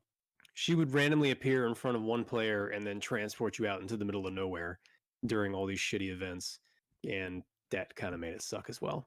spooky. So there was nothing redeeming about the multiplayer either. Hmm. All Cool. around bad. That was a very disappointing $60. So, Sad. speaking of franchises that were once good and maybe now aren't, or developers, I'm next, right? Yeah. You're gonna Okay. say Dota 2. Dota 2. Yeah, right. No, this is one of my top games of the decade, top favorites. I'm talking, ladies and gentlemen, Skyrim. And I'm imagining waking up in the cart as I say that. Da, na, na, na, na. I will say I haven't played Skyrim, but the memes alone. Yeah. Shows that it has staying power. I haven't played either. I actually got it, and I got the VR version. It doesn't run, so I need to buy the regular one. Of course, it's buggy. That's the trademark. Yeah, Skyrim is to me like it's the only single player game on any part of my list because honestly, like I was talking to you guys about TFC whenever that was, I really like the intersection of communities and games. That's what drives me. Skyrim's the big exception, and a big part of why that can be for me is because such an important part of that experience is modding. I love the Skyrim mod scene. They're half of them are degenerate teenagers who don't know how to talk to people in the real world. Half of them are disgruntled people who want to be professionals, but they all come together on the internet to do weird and cool shit in this game, and only half of it works. So if you don't know what you're doing, you don't get to use it, which incentivizes you to like dig in and figure shit out. The other night, I went to bed with the most satisfying feeling. Right?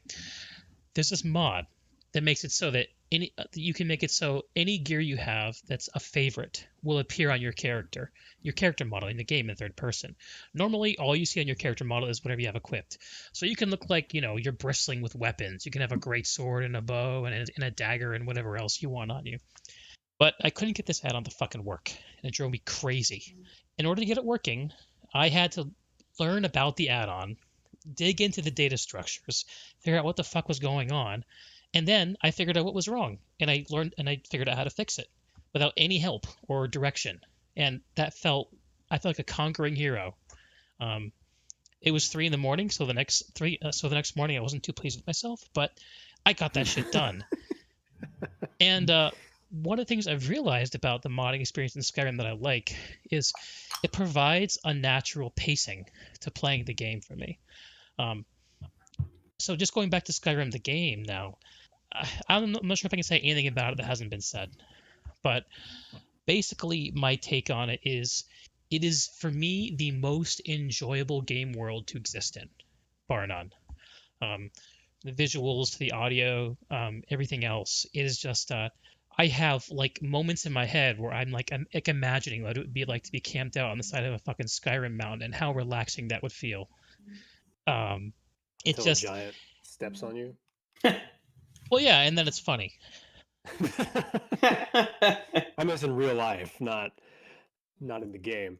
Yeah, real life giants are a drag, but it has, like I mentioned, more than any other game I've ever played, managed to put me in a place, paint a picture of being somewhere, despite all the jank, despite all the crazy shit mods can do.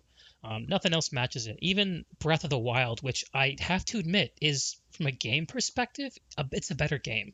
Breath is better than Skyrim, I think, but to me, it's not as meaningful because I actually get to put my arms into Skyrim and change the machine, which is so fun for me. It's a huge, it's the most amount of agency I've ever had in a game because of that fact. I see something in the game I don't like, I can learn how to change it. And then I can play it and then I can share it with people who think I'm cool because I did that. It's fun. Yeah, modding used to be a thing that was in every game, wasn't it? That's where Half-Life, that's where Valve's success came from, is releasing Half-Life into the world and then just letting all these different people do stuff Yeah. to it. That's why they're where they are now. I Is I don't think think they certain just let that happen. I think Yeah, certain it's not super studios common. like Valve and like Bethesda early on were very modding friendly, and they made their games deliberately to be friendly towards people jumping in and making changes. I know that was a big deal for Valve when they came out, to the point where they actually courted people who made Quake mods, aka the guys who made TFC, Right. to come in and be involved early when they were getting their third-party SDK ready to go. I mean, The downside to it, though, was that it also invited a huge hacking problem because of the ease of, the open sourceness of the code in itself. Like, made just wall cheats. hacks and stuff like that. Yeah, because it was so, like, the code was just open to anyone. And so, you blocked one hack and then another one opened up. So, Hacking, man. I never understood people who cheated in TFC. Did you guys ever cheat? no. No, what's That's the point? Yeah. I think mean, they you were. did cheat, Matt, but you didn't cheat by downloading hacks. You just being another person. Yeah, I don't think Identity that counts fraud as doesn't count. cheating. You get banned for blowing your load, and all of a sudden you have to come back as a different persona. Orgasms are not a crime. Yeah, jerking off is not a crime, especially when you're 16. No, it's a necessity. But speaking to just like being a part of the world and sitting on the mountain, that's the thing I like. There's 3 games that I have just stopped what I'm doing and watched a fake sunset. And I feel like when you can make me do that in a game, you've done a lot of things right. Yep. Word. Which games? Grand Theft Auto 5 was the first one, and the Yeah. remastered edition, which is a really, really gorgeous game. But when you're driving, there's so many words. Which ones do I pick? There's I can hear the tears streaming down your cheeks. Right, it's very emotional. If you're driving back to the city at night, I don't know how they did it. I don't know where it changes, but that city from a distance at night is fucking alive. There's just you can see on the interstate that there's car lights going everywhere and everything, and the sky above it is beautiful and gorgeous as the sun sets. And it's just I had to stop whatever I was doing and I just sat there and I watched. And then at another point, I'm on top of a mountain. This is still Grand Theft Auto 5, and another sunset happens, and this is great. And I just sat there and I watched it happen for a bit, and then I got back to whatever I was doing, which is Loving. women or something. Maybe edit that out. But and then and then Breath of the Wild, I get to the top of one of those towers, and it just happens to be when the sun's setting, and so I've just got this vast field with mountains in the background and the sun coming down, and I just sat there and watched it happen for 5 minutes or so. And even Dishonored 2, which does not have real-time lighting environments like Grand Theft Auto 5 and Breath of the Wild, it's just a skybox, but they're so beautifully made that even though I know this one wasn't going to ever set, I would just sit there and look at this sunset happening for a bit. It would stop me in my tracks. Didn't the remastered version of GTA only add more trees though? No, they upped every single texture to 4K and they added first person mode. Oh, got it. No, I thought it had first person mode originally. Nope, that was a new addition. Huh. Grand Theft Auto 5 released originally in 2013 on PlayStation 3. Yep. And its visuals, I think, were just kind of run of the mill.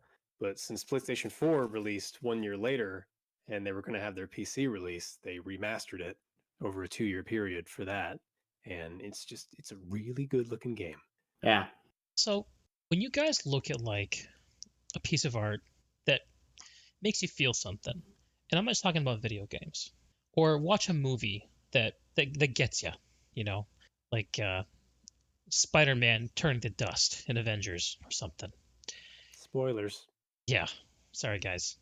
Do you guys think that those are moments of real meaning you've experienced, or that the artistic medium is somehow manipulating you into feeling something that's not real, or something in between? It's probably like a recollection, I would say. It draws on your own experience. Yeah. In the terms, when it comes to a movie, I'm watching a story play out. So whatever emotional moment I'm feeling, the emotions are real, but what I care about is not. Yeah, I think Is the I've heard best you way I can say, to- Taylor, that like with kids, that you having the experience of now having a kid has changed the way you feel about any media or art that has children in it. Yes. The other day, Matt posted a link to the I think it was the best photos of the decade, 100 top photos of the decade, and one of them is a little 3-year-old kid who drowned, and his dead body washed up on shore. And the Shit. picture is his body laying on the ground, and then this guy just collecting evidence from the scene, I guess. But my kid is 3, and that picture, I stopped whatever I was doing for 10 minutes after I saw that photo. It floored me to think Yeah. about what that kid, I mean, 3-year-olds, they're so innocent. They don't know what's going on at all. And what had happened was it was a family, I forget what country, but they were trying to flee across Syria. They were fleeing Syria Yeah. across whatever body of water they have to cross. To Greece, yeah. And the whole family drowned, but the 3-year-old is what washed up on shore. And so I just what's going through the 3-year-old's mind as he's flailing in water? I don't know. I see my Yeah. kid And sees his and he's parents just, and his brothers and sisters doing the same. yeah, he doesn't know what's going on. Death's not even a thing to him yet, but it's See, about and to happen to him. And now you're making it seem like I just post pictures of dead children all the time. Well, no, it was the Everyone's got a fetish. I mean, you're a little excessive about it, but not all the time. But yeah, just that floored me for a bit. But then another example, the movie Bird Box. Did either of you watch that on Netflix? I didn't know. That was a big cultural thing for a few days in 2019. And what I seem to notice is if you have children, you love that movie. If you don't have children, it's whatever. And it's because you're seeing your little kids in the situation that these two kids are in. And you just think about your child there instead of these two actual kids. And so when you don't have your own child to place in that situation, it doesn't have the same impact. That to me seems like a real feeling, not something fake done by art. So this is the reason I brought this question up, is got to do, it rolls up to the question of, games being art or not. I read a quote by Roger Ebert. Is that his first name? Roger, the famous film critic. Roger Ebert. Yep. About this the other day, saying that, and basically what he said is, I think games could be art, but they're not now. And this quote is, I think it's a few years old, probably in the last 10 years. He said this. He's dead now, so it would have to be quite a weird few years. No, the other one died. Didn't Gene Siskel die? I think Roger Ebert's still alive. They're both dead, I think. Hold on, Jamie. Where's Jamie? No, you're right. He did die. Roger Ebert, 70. Yeah, so he died. Yeah, he died in this decade. But this statement is not that old. Thing that he said, and I think that you brought up the thing about the sunset, which is what set me off on this path, Taylor. And I think that the way that people who are accustomed to existing forms of art that have been accepted within Western society or global society see new forms of art as being illegitimate until essentially their generation is dead and they don't get a say anymore. And I think that by the time we're old assholes or older assholes, yeah, some of you guys are already old. I think I'm the oldest in this trio by a year or two. So yay me. But by the time we're old assholes, I don't think there's going to be any question that games are art. I think and to me, what makes it art, and I don't know if this is actually a real definition. This is just, it seems right to me. But what makes something art is if it gives you a feeling or a sense of meaning that resonates with you. Like if I watch some kind of shitty movie, like my wife just loves anything British, and she will put herself through the most lovely British TV shows because they're British and they're historical, and she just loves that. But to me, they're just not my cup of tea. But there's also some really great stuff, like Downton Abbey. That is art. Yeah. Because I feel shit when I watch it. It's good storytelling. And when I play Skyrim, I know that it's art too. Because I don't think there's actually a difference between a real feeling and a fake feeling created from an aesthetic experience. And I just don't think that we have the words or the consciousness yet, the general understanding of how games are art and the words to describe those experiences, because it's so confused with the agency we all bring. But I think that's got to be fundamental to it. What is it that those games with those sunsets are doing? Because you can look at a picture of a beautiful sunset and not feel anything, right? It's like, oh, that's pretty cool. But you were in that world as, that character or whatever. You said rolling around on the highway looking down at the city. That paints a really cool picture in my mind. For me, in Skyrim, like coming out of a cave, like at dusk, after having cleared it out of whatever hideous monsters were in there, I actually like feel in my nose the sense of fresh air when I see that sky. It's not real, but does it matter? I don't know if there's actually a meaningful distinction there. I'm gonna stop talking. What do you guys think? In terms, just because, going to art school and watching how all this shit gets made, a lot of what determines art to me, and I'm very much in the camp of literally anything can be art, but usually it's process. And by that, I mean Skyrim. I imagine that when the credits roll, it takes 10 minutes at least for all those names to go by. That world exists because hundreds of people built a little tiny part of it with something that they specialized in. Your sky came from one guy. The music that plays when you look at that sky came from another guy. Love Jeremy Soule, by the way. The programming that changes that sky from purple to black or whatever the hell night color it is came from another person. And just video games is art in the sense that you're watching the culmination of so much stuff come together is a big part of what makes it art to me, even beyond just feelings. It's just video games are like the inside of a watch. It's so much shit that has to work together, and it's all one little element working by itself. Yeah, I think it is literally the most complicated artistic medium, if you acknowledge it as art. it's harder to make than a movie. It's harder to make than TV or, um, sculpture or traditional art. Yep. You have to not only make something that functions, but you have to make something that is going to engage the viewer enough to continue forward.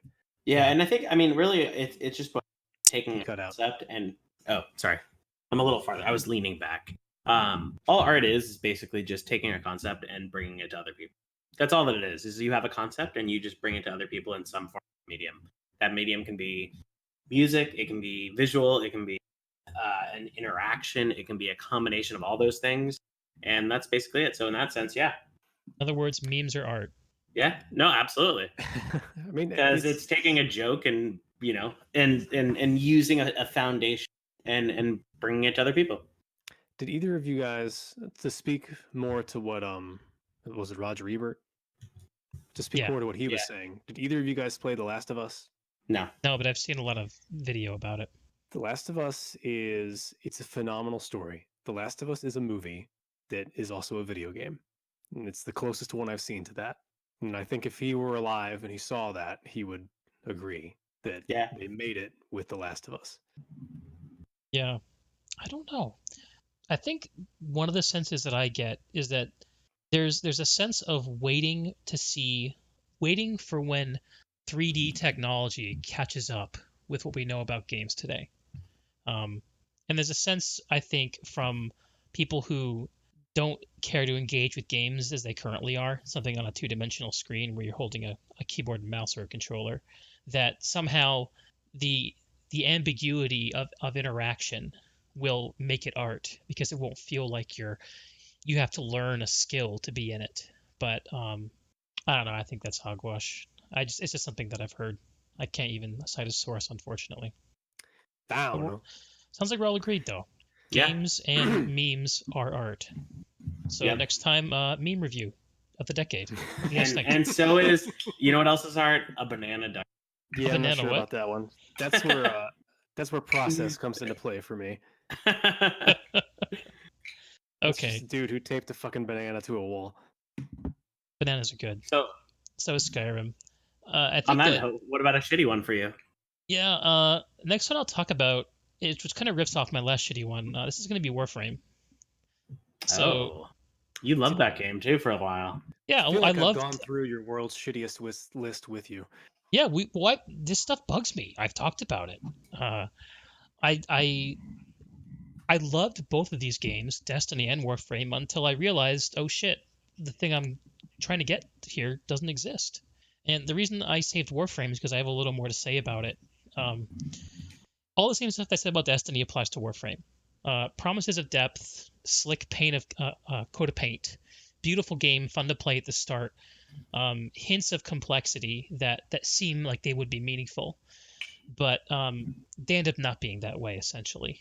And the thing about Warframe that really undermines it is it's built on cooperative play, but the way that cooperative play actually plays out doesn't actually encourage interaction whatsoever. Again, similar to Destiny.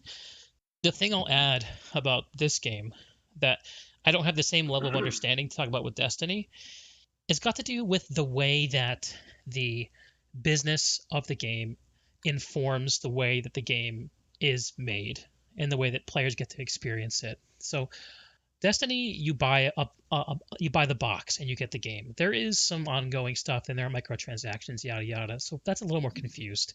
Warframe, though, is purely free to play. You can play the whole game for free. There is an in-game currency you get just for playing, and there's a premium currency you can get for buying in. And you can get almost everything in the game just with that regular currency, but there are some things that you can only get for the premium. And essentially, the need to have everything in that game be acquirable both in-game and by straight cash money creates an experience. Combining that with the shallow nature of the interaction makes it so that nothing you can work towards in the game has any meaning whatsoever. At least that's what my experience was. I tried out like 10 different clans of different sizes to try to find people who played the game, but for the most part, the only thing people do is share memes and their color combinations on their characters on the subreddit. That's it. And they beg at the table of the developers who do these weekly streams for handouts. So it's basically like the subreddit's essentially a street. Essentially, what you cut out there? Oh, it's essentially a streetwear blog. So Yeah, it's it's what are you wearing? And then they're like, give me these rare ass Yeezys. like, and the game has a super complicated build system, and it's really hard to learn. Like, there's a lot of shit you can do. It moves really fast, but it doesn't go anywhere. Nothing in the game is actually hard to do, or nothing actually requires you to engage with those systems. So it just becomes like fucking jacking off to go into those things. It's like, It's a circle okay, jerk, basically. yeah, like you're not actually fucking. I played that game. So every video game boils down to some core mechanic. They all have the same repetitive action over and over. Yeah, a core but the gameplay idea loop. the idea is you're not supposed to notice you're doing that. But the first like 2 levels of Warframe I played, I noticed that I'm going through some level that is clearly generated because the level Yes. designs suck dick. And all I'm doing is shooting every enemy I see in the face twice and move on to the next area until you get to the end. And that was it. And it lost me immediately. Then after you get like 50 or 100 hours in, you go from doing that and shooting everyone in the face to doing that and skipping everything you absolutely don't have to kill. Only the one thing you need to do and trying to finish as fast as possible with interacting as little as possible. It's so interesting too. This game, it's got such like a crazy staying power too, because it always is in the top 10 of Steam most played games. Also, Yes. So that's Which is something. What is it? This is a problem I have with a lot of things in life because there are so many things that clearly just appeal to mass crowds, but they never appeal to me. What is it about Call of Duty? What is it about Assassin's Creed? What is it about Warframe? What is it about Destiny? There's nothing about any of those games that seem interesting in the slightest to me. Assassin's Creed, you're just fucking smashing square over and over, and the I think you game gotta makes you look like an acrobat, right? You're just a fucking hipster. That's why. Is that what it is? because you hate games. No, I think you gotta back it up to the size of the hobby, dude. Like when we were getting into Team Fortress Classic, gaming, PC gaming especially, was not a big deal. And now gaming is the biggest industry, the biggest entertainment industry, period. Yeah, and back then, even like console gaming was just starting to get bigger too. What? I'm talking in terms of even beyond video games. There's so many movies where I don't get why everyone likes it. Even the photography Discord that you and I are in, there's so much crap that everyone seems to love, and I'm just like, what? Am I really out of touch? I don't know. I mean, some of it in there signaling too is like that goes on. Like, people are more than ever, I think, self-aware of how their preferences reflect on them. That's the whole conceit of hipsters, right? Hipsters like things because they want to say something about themselves, not because they actually like it. Yeah. I don't know. Could be something like that. So I guess what you're saying is that you didn't like Warframe, but a lot of other people do. I can take a stab at why people like Warframe and why it's one of the most played games on Steam. What is it? Collectors. It's pure fan service, the whole game. It's a pure indulgence. You're always getting stuff. The developers constantly handing out stuff. Their entire posture in terms of their community communication is, we serve you guys. We're like, like benevolent rulers of this kingdom. But why doesn't that feel hollow? Is the thing I don't get. You're getting the stuff, but because most People- people are but people don't want satisfied it feels their- hollow. Yeah, I mean, look at the top games on like iOS, right? Fucking Candy Crush, World of what's that game? Clash of Clans. They're all just like really like easy dopamine injections, and the same is true of movies too. And Warframe just like really appeals to that. Yes. I mean, like I'm Dopamine looking at the top injections, 10 list right now, so I wanted to double check the Warframe thing because it's actually dropped to 13 now, so it's actually not on the Steam top 10 at the moment. But the top 10, and this is what's interesting, is that like a lot of these actually follow that model. CS:GO, that one actually I would argue probably doesn't really, because it's just like that's just a classic, like the first online game really to bring it home for a lot of people. Counter-Strike, the original. Counter-Strike, I think its success came from not on the same level. I think I said this exact same thing in the last podcast Greg and I had, but the people at the top know what they're doing, but the people who don't know shit can go in there and they're going to get at least 1 or 2 kills because there's a lot of randomness to the way that game works. Yeah.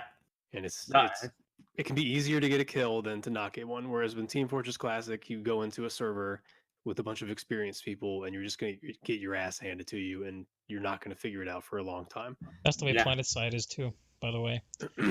If you go up Yeah, the against top 10. Oh, someone sorry, who knows go what they're ahead. doing, you're fucked. Sorry, go ahead. No, it's fine.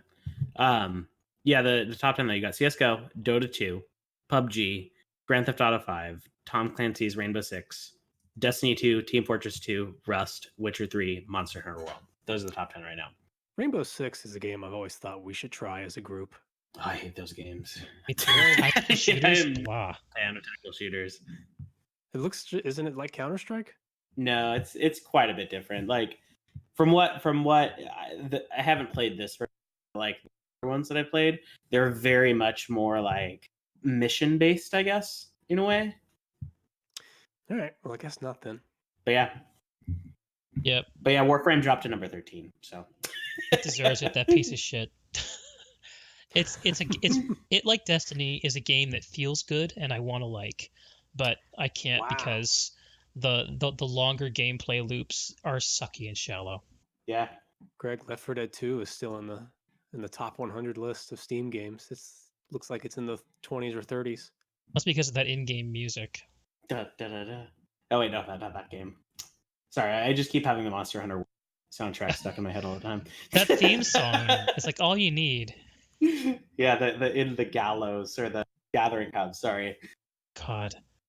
On that note, so I'm gonna save my Hail Mary ones for the end. So because these are not really in any part. But let's keep it negative for just hate on. And speaking of things that are self-serving and bullshit game, so big disappointments: Pokemon Shield and Sword. Oh boy. There we go.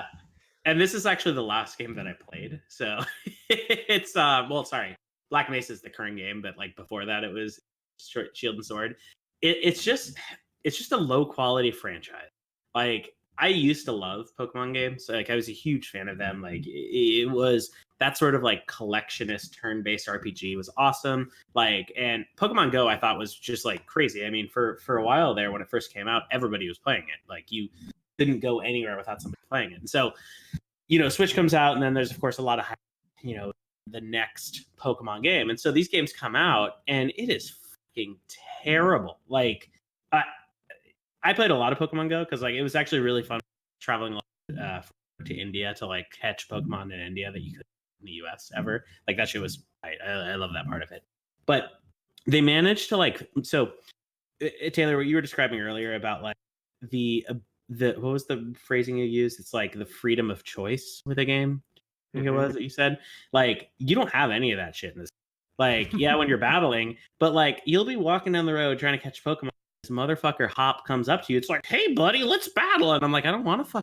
And like you have to do it to continue the next thing. And it's so annoying and just really repetitive. And you get to a point with it where it's like you buff up one of your Pokemon and the attack that Pokemon has that you've like worked around is just going to crush everything else. I didn't even finish the game. It was like, I felt like it was a chore to get through 2 of the gyms. And I think there's like 9 gyms or something like that. And I was just like, fuck this shit. And I deleted. Yeah, the only Pokemon experience I have is some kid let me borrow all of his Switch games, and he had Let's Go Eevee or Let's Go Pikachu, whichever one, which from my understanding is a remake of the first 2 games. No, it's basically Pokemon Go on. Is it? But expanded, essentially. I thought it was a full-on Pokemon game. Well, whatever the hell it was, I couldn't even make it through the intro. I don't think I got to a fight. Just reading all this fucking information up front. Yep.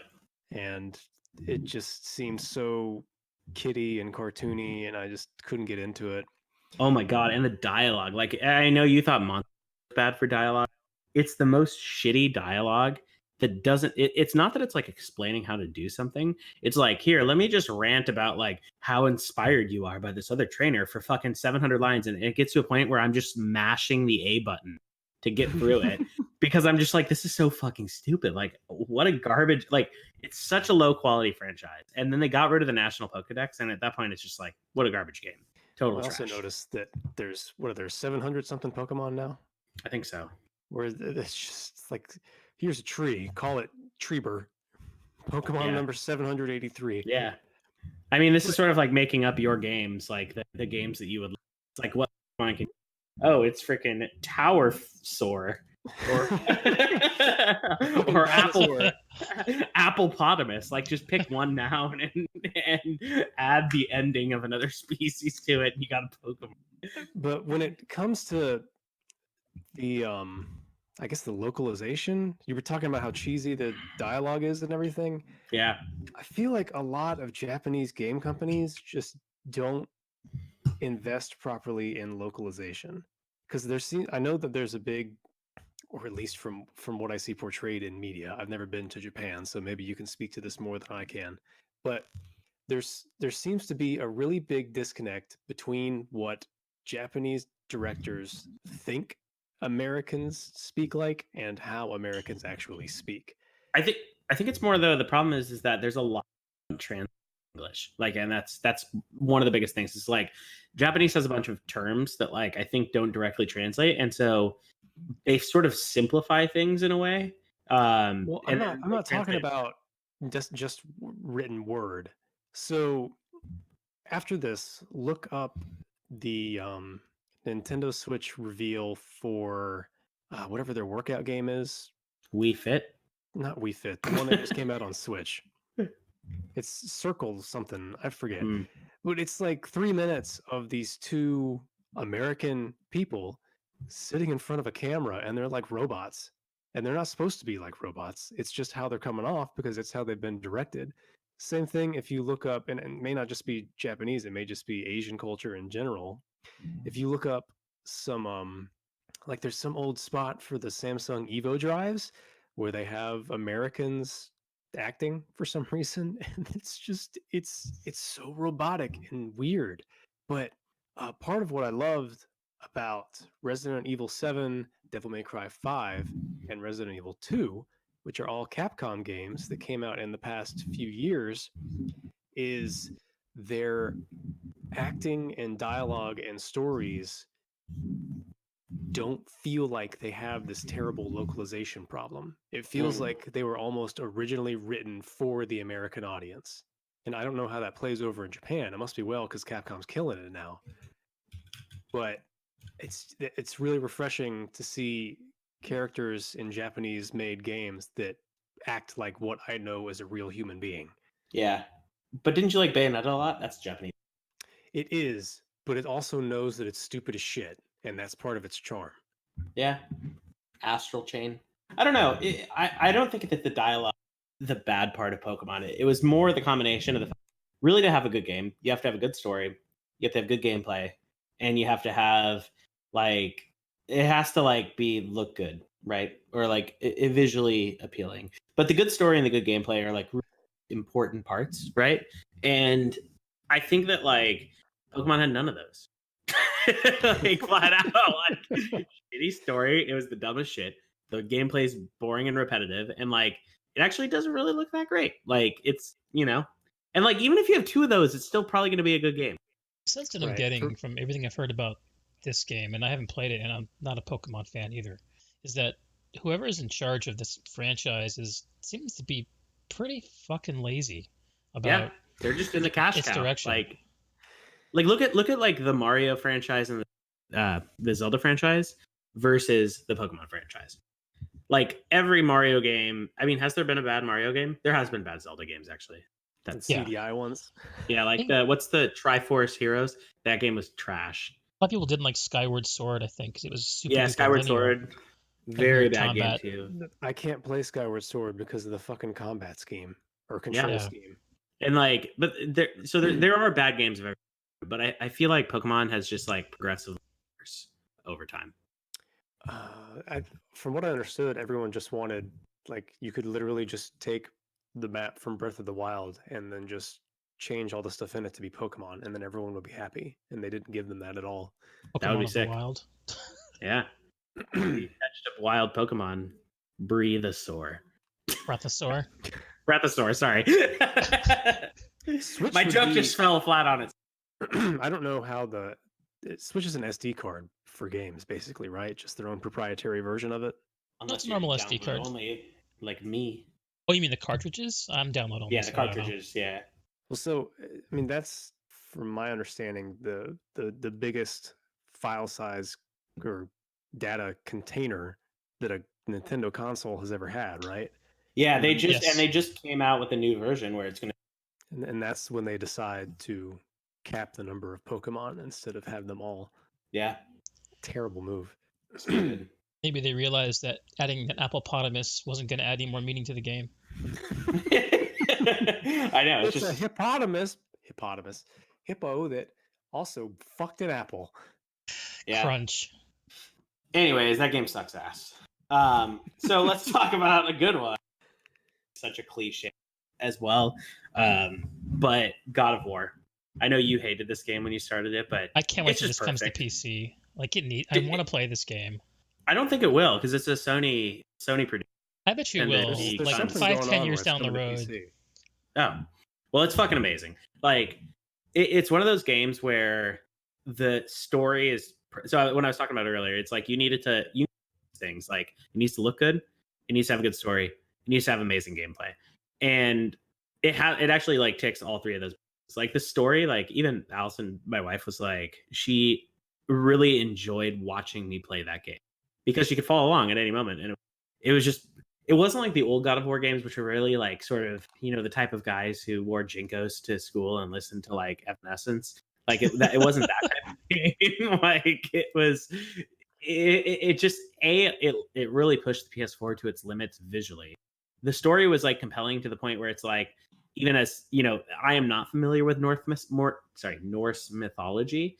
But for someone that is, it's still a really compelling story, and it's actually like kind of hard. Like there's elements of it that you really have to keep redoing, and this sort of like weaponry is actually super interesting and actually progresses really well alongside the game. The side quests are always super fun. The dialogue is awesome because like, so you know how like GTA 5, one of the most annoying things is like when you're doing a mission, you had that dialogue in the car, and it was just like the stupidest shit, like whenever they're talking. So God of War had like a similar version of that where you have there's this character that you have to like behead him, and you end up carrying his head around, and he's telling you all these like lore stories about like the past and the little boy's family and stuff like that. And he tells the stories of the lore on the boat rides because there's a lot of like riding around in a boat to get to different destinations, and it kept like adding to the story as it sort of outlined that lore in transit, to the point where like the transit didn't really feel bad because you were like learning more. And if they kind of like seamlessly translated seamlessly transitioned the moments where like if you got to a place faster, he'd like pause the story and be like, oh, we're gonna finish that story, pick That's up cool. again when you got back in the boat. The whole game is just like perfect from start to finish. That what you just described about having the lore drops during travel time, and I imagine there's probably some creation of that travel time to make room for that too. Probably it's a two-way street, but yeah, that seems like it hits a note that I've always wanted to get out of Skyrim, where yeah, I like reading the books in Skyrim. Okay, I'm a fucking nerd, but there's not really a good place in the gameplay loop to sit down and actually read one. And the number of times I've wanted to like hop in a carriage from like Whiterun to Rorikstead or whatever the fuck, and just pop open a book on the trip, like it sounds amazing to me. And what you had there is like an audiobook version of that. Yep, exactly. And it's his head that you beheaded and you're carrying around. He's Very telling you a flavorful. story. So sorry, go go ahead. ahead. Oh. You go So ahead. one of the other go things that I ahead. think is really interesting about this is like, how a lot of games when they are, there's this like delineation that takes place when you go to a cutscene versus the gameplay, right? And it tends to like take you out of it. It's like, okay, guys, sit down. It's story time now, and like it cuts it into the cutscene. that's that, and then Yeah, you you get back to lean your back gameplay. in your chair and shit. Exactly. And the interesting thing about God of War is that there's no cutting in it. It's like the whole game is one shot and like one camera shot. And so you enter a room and then the camera starts to like zoom in on your character and it brings it into the cutscene, sort of. And so you have to like pay attention because you don't know when that cutscene is going to end and then your gameplay starts and you're in the middle of like a fucking battle or something like that. Like it's pretty, and even sometimes they'll surprise you in the cutscenes where like Spider-Man did this as well, and I think a lot of the Sony games are doing this now, where it'll like be in the middle of it, and you have to like do some crazy button combination to like make sure your son doesn't get killed or something like that. So, God of War's been doing that since that's their thing. Yeah. They kind of started that, I think. But so I played that a little bit too, and I like the Norse mythology because you can't do another Greek thing or whatever the hell it was before they did it to death. Yep. It looked beautiful. I'm sure the soundtrack is great. And the first boss fight, Yeah, that first boss fight starts with a bang. yeah, I really loved that. But beyond that, I don't know. I just wasn't feeling it, and I think it was mostly down to gameplay. And I have to wonder if I could play that game with a keyboard and a mouse, how much of a better time would I have? Because it's basically a third-person shooter now, and playing that with a controller just isn't nearly as fun to me as with a keyboard and a mouse. See, I felt like it was better in control. It has a lot more of the hack and slash element to it. So, but that's me, as someone who prefers keyboard. Let me tell you that your opinion is wrong and stupid. I am not entitled to it. No, Muscle I'll give it a interaction? chance one day. I don't own a PlayStation 4. I was borrowing someone's whole system, so I knew I wasn't going to be able to get through the whole game anyways. So at some point, I just realized I was not having any fun. I was forcing myself to play this game, so I just dropped this console back off at his house. My sole interaction with this game is seeing the reveal on YouTube, the when they announced it originally with the full orchestra and shit. You guys seen I that? think I saw that. I don't think I saw it. They had a live orchestra doing all the music, and as someone sitting in a booth doing all the gameplay for the reveal of the game. Keep it hidden, I think, until that moment. I don't think anyone knew a God of War was coming until they revealed it on stage. If you guys haven't seen that YouTube video, you owe it to yourself. It is fucking cool. And the way they revealed it, right, is that you saw gameplay and stuff, but you didn't know what the game was. And then Kratos walks on screen and everyone lost their shit, right? I'm trying to remember it. I think that's what happened. Yeah, there's a boy playing outside. He runs into a little hut, and there's dialogue with someone off screen with a deep voice. And he's like, "It's your mother's knife. Take it." He's like, "Oh, why? We're going hunting. Feed us." And then he walks out of the shadow. And it's like, good. Everyone's dick gets hard immediately. It's, you know what the budget for that game was? Large. $44 million. That's super moderate. Yeah, that's not very big for a game like that. And for how grand the production value of that game, ridiculous. So yeah, I don't know how they must have like hired like Malaysian slaves. I don't know, but it turned the lead on that game, dude named I think Cory Barlog, into like a gaming superstar. Yeah, the acting in it all over the place. Really good. It's really, really good. It's there's certain games I feel like sad when I finish them because I'm like, oh my, and that was one of them. Like I was sad that I was done with it. I should have added a 999 Korok collection to keep you playing. Yeah, exactly. Until you fucking hate it. I remember actually feeling a little sad that I completed or beat Ganon, that it was over. But then I remember there's so much shit to do, so it'll never be over. I'll be playing this game till I'm 70. After you beat Ganon in Breath, does it roll credits or can you go back out into the world? You can go back out in the world. It's before you go into Ganon, so you always start before the Ganon fight. There's no dead Ganon thing. State of the world. So that is the end of the game, but if you want to keep playing, you can just go back to a point where you haven't done it. Load a save, basically. Just the next time you load up your game, it puts you wherever you last saved, which might be right outside of Ganon's place. The game doesn't have a state where Ganon is dead. Gotcha. Right. Okay. So is it on to me again? I think Matt's got something he likes, doesn't he? All right. No, that was my like. Oh. God of War. Right on. Losing track. I'm gonna go with my last letdown, just because I want to end on a positive note. I thought you would end on a negative note. You negative. Don't be mean to me. So my third letdown is Crysis 2. And again, it's because Is it because it didn't run on your computer? Crysis 1 is what had that problem. Crysis 2 is highly optimized, which is actually part of what I think made Crysis 2 bad. So Crysis 1 was amazing, I thought. I remember I finally got a video card that had a gig of VRAM in it. And then and Crysis was on sale for like $10. So I grabbed it and I could play it at almost full settings. And it was really, really fun because you have freedom. It's another game where there's a lot of freedom. It's big open worlds. And then you have this power suit that just lets you approach things in different ways. You can go stealth, you can go super fast, or you can have super strength. And I think there's a fourth thing, I can't remember what it was. But so basically, you use your super speed to quickly traverse this world, and then you start to see all these soldiers come around, so you go into stealth mode, and then you can bust into power mode and you can pick them up and throw them if you want. There's just lots of variety to it. And it was, of course, a gorgeous game because it was the benchmark for a while of a video game. So I was excited, and it also made some nice, interesting lore that it ends on. You discover a new enemy at the end, and a whole bunch of other shit that they set up for a sequel. And then the sequel comes out, and what is the term for this? Where basically, I guess, a boardroom of people said, this didn't make enough money, change all the things to make it more profitable. And so then we get Crysis 2. And this was the era where consoles started becoming the platform of choice for the general public.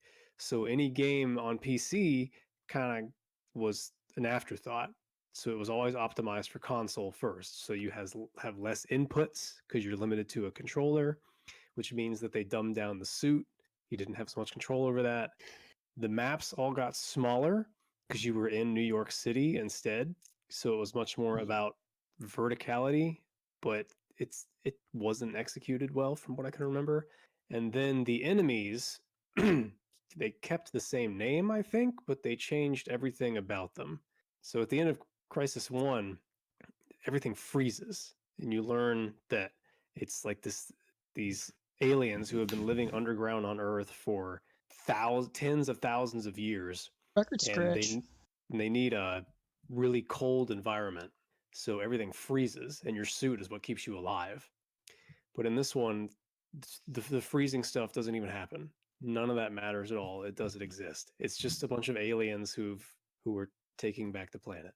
That's about it. But it just wasn't great. It What's wasn't bad a about bad it? game. Well, that's the thing. It wasn't a bad game. It just wasn't. It let me down. It wasn't what I was hoping for.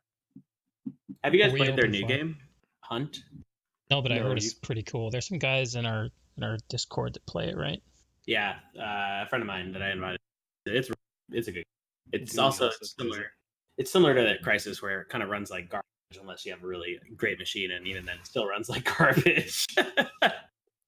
That's the way of Crytek. Yep. But I think they're the ones who started off the Far Cry series, and I think that the whole reason they set it in New York was because they hadn't done a game yet that wasn't in a jungle. And so this was their statement that they can do more than just jungles. Man, their games all have cry in the name, pretty much. Interesting. I never noticed that, except Yep. for Hunt. It's a good trend to stop. They also even have a game called Rise, Son of Rome, and it's spelled RY because cry. Right. Got to keep the brand going. But, I'm trying to, besides just my disappointment that it wasn't like Crysis 1, I can't think of anything that makes it an overall terrible game. It just wasn't what I wanted. Sad. Wah, wah. Tell us You guys something play happy it? now. All right. You'll understand this one because I've tell you guys to play this shit all the time. And this is where I'm cheating. I can't pick just one game. I have to pick the entire Dishonored series. That shit is amazing. It has the best level design I've ever seen in a game. It has this fantastic steampunk atmosphere. It has amazing design aesthetic. The soundtrack, fucking awesome. And again, it's freedom of choice. You can choose to go through the game and not harm anyone at all, or you can be a murderous monster who destroys everything. Hmm. And your choices in that regard actually affect the world. It works on kind of like a mission-based area. It's not open world. You go into levels, but each level is open world in itself, basically. So you're thrown into this giant sculpted level, and you have a target, and you can choose how to get rid of that target, and you can choose your route of attack, and stuff like that. And the lore of the world is just interesting. It's all powered, everything's powered by whale oil. And there's a god called the Outsider who grants certain people special powers, and you're That's one of those people. bonkers sounding already. It's you, and there's stuff to read all over the place to build the world. And it's one of the games where just observing the environment you're in tells the story of what kind of world you're in. And I'm a big fan of stealth games. So anything game where I get to sneak around is fun to me, and this is one of those. And there's an achievement where there's a way to beat this game without being spotted by anyone the entire time. And it's the sneaky boy achievement. Is that what it's called? No, I just made that up. That sounds right, actually. But I can't pick between Dishonored 1, Dishonored 2, or Dishonored Death of the Outsider because they're all just exquisite. Nice. Just Death of the Outsider has a heist level called the bank job where you have to break into a bank, and it's the best level I've ever played in a game. It's really fucking good. So you're saying I should play it since you gifted it to me? You have Dishonored 2. I think I gifted Greg Dishonored 1. So then Neither between of the you two of have- us, we can come up. Yes, neither of you have played the fucking game, despite how many times I say it's amazing. I have so many fucking games in my backlog. This one Wow. doesn't What a deserve grateful to be in the fuck. backlog. Yeah, you and I have spent more time talking about me not playing this and why than about the actual game, I think. I mean, from everything you describe about what you like in Skyrim, you're gonna love Dishonored. Yeah, it looks like a good game. If I was gonna play a single player game, then probably this would be the one I'd play. Good, make it happen. Anything's possible. But that's my top 3. Black Mesa, Dishonored series, and Limbo. Nice. Good set. A lot of early Stuff. ones too on the list. Applause. All right, Gregles. Oh shit, it's me. I was watching Dishonored gameplay while you were talking. It's a really fun game to watch. I know. honestly. I keep doing that too. As you guys are talking about your game. Is it that guy Go on watch it. YouTube who does like the crazy elaborate killings? It's where he's, called like, not... Dishonored Badass Stealth High Chaos Assassinate Lord Regent. What's the name of the guy who uploaded it? Stealth Gamer BR. Yeah, that's the guy. He just makes It's me. he's like he goes through and he finds just these crazy ways to kill everyone in a level and uploads it. Yeah, looks pretty cool. So, okay, I'm next. We're in the last round. I'll start with my my top favorite, and I'll end on my disappointment, because I have more to say about the disappointment. Top favorite is and this is gonna make you guys groan. I think it's actually this isn't my number 1. This is one of the 3, but it's WoW Classic.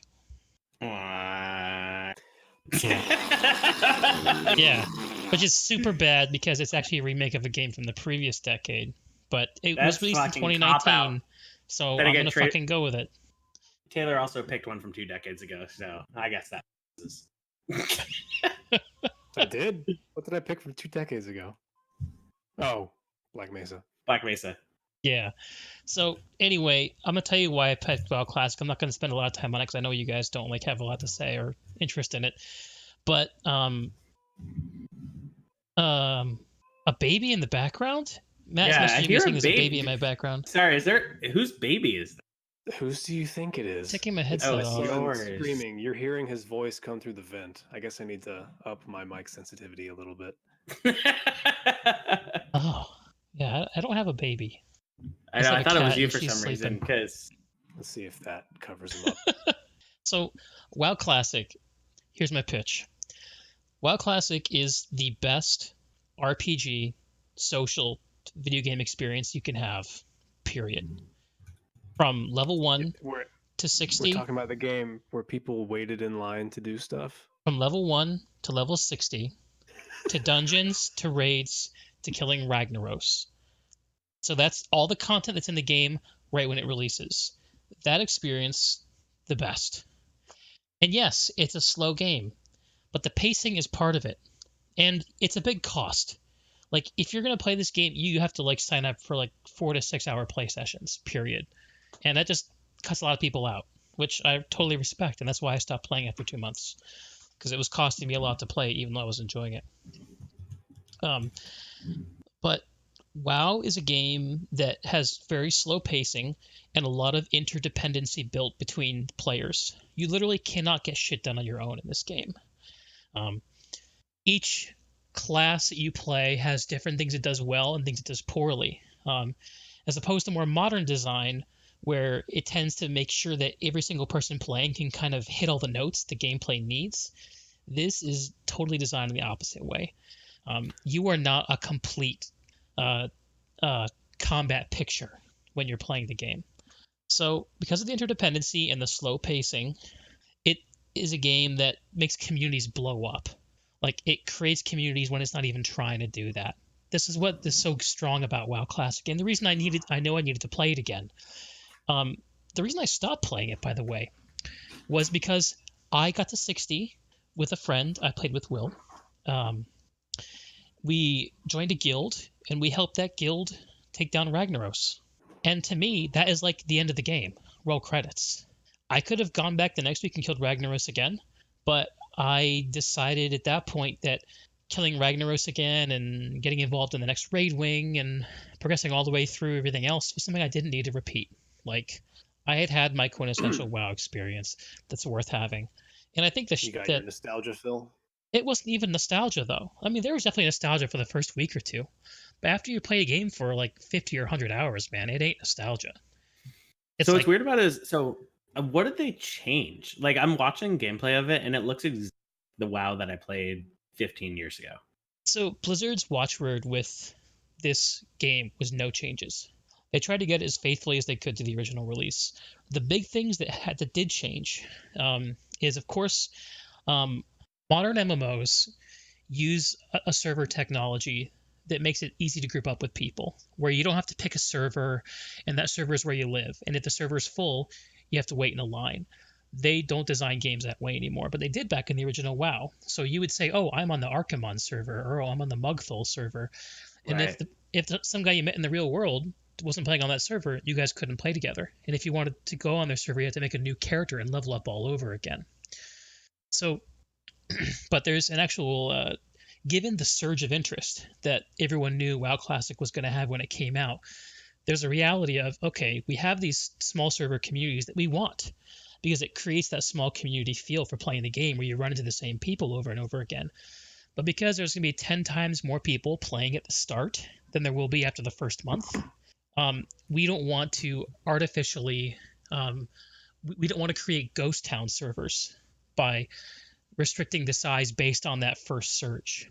So what they did is they implement something called layering technology, which basically means that there are 3 or 4 different versions of the world going on at any given time.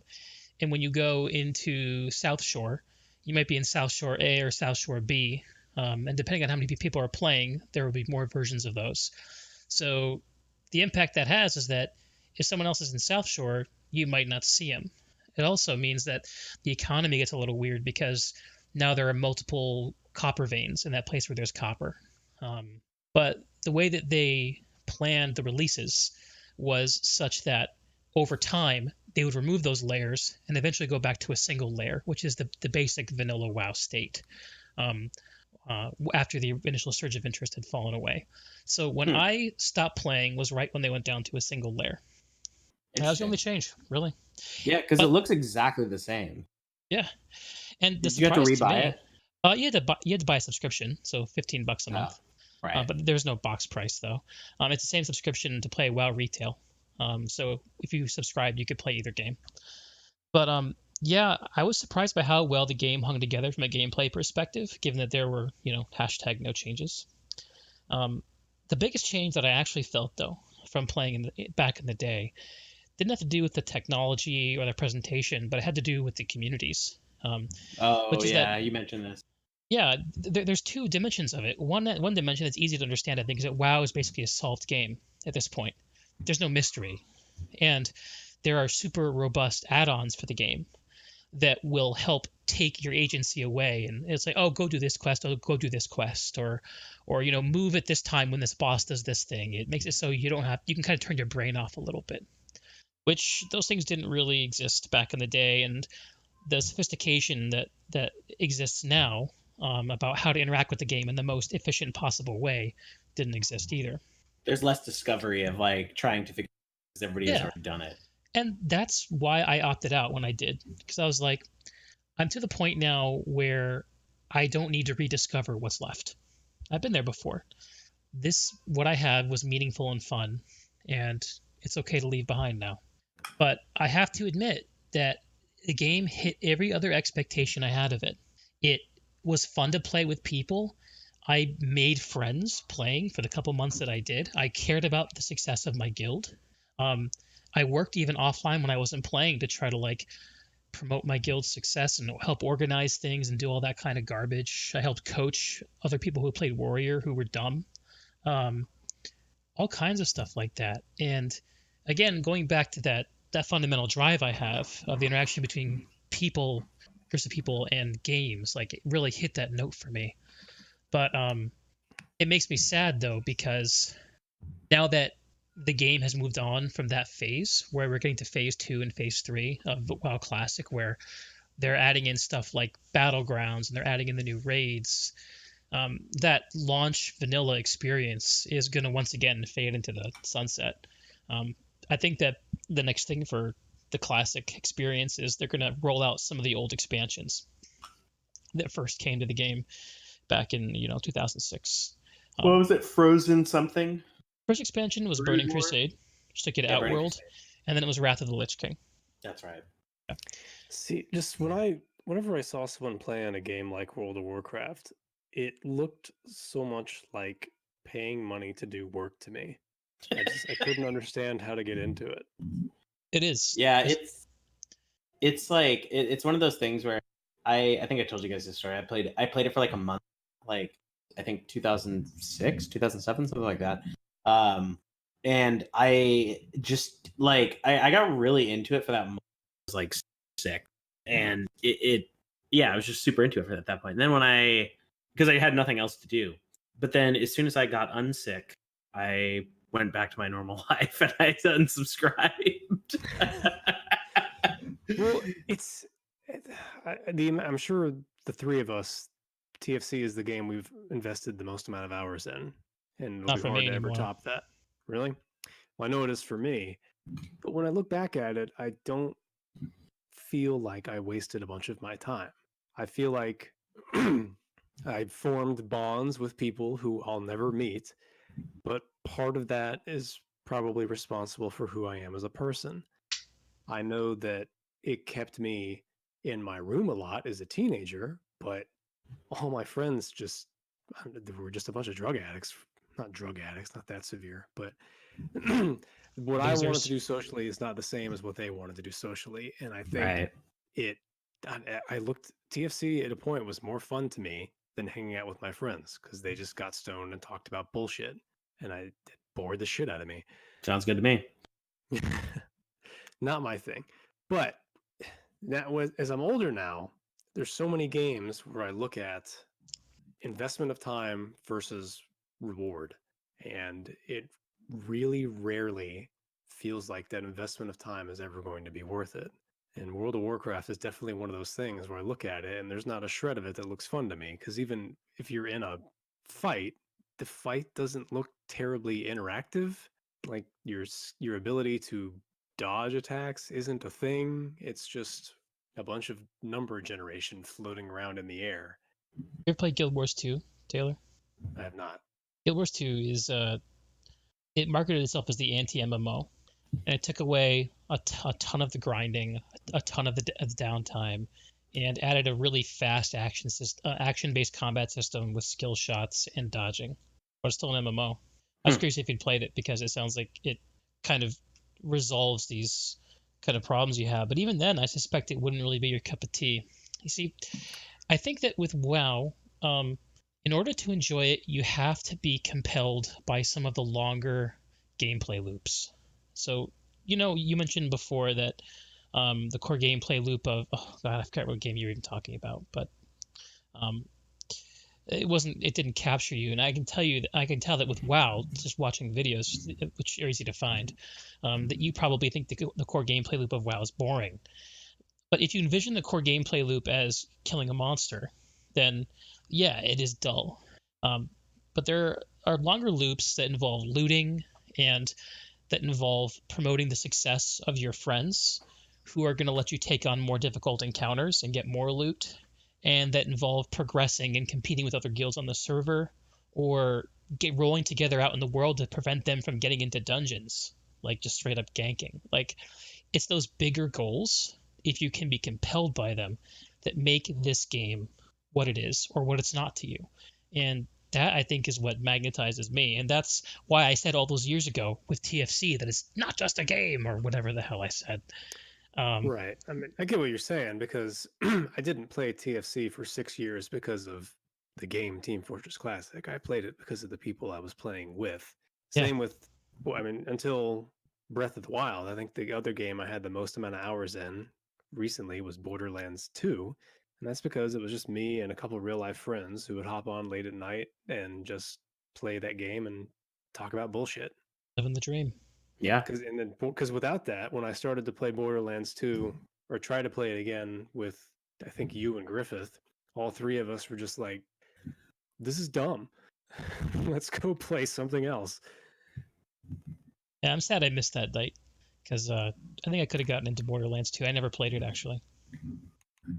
It's good, but I think it's dated now. It didn't age very well. Sure.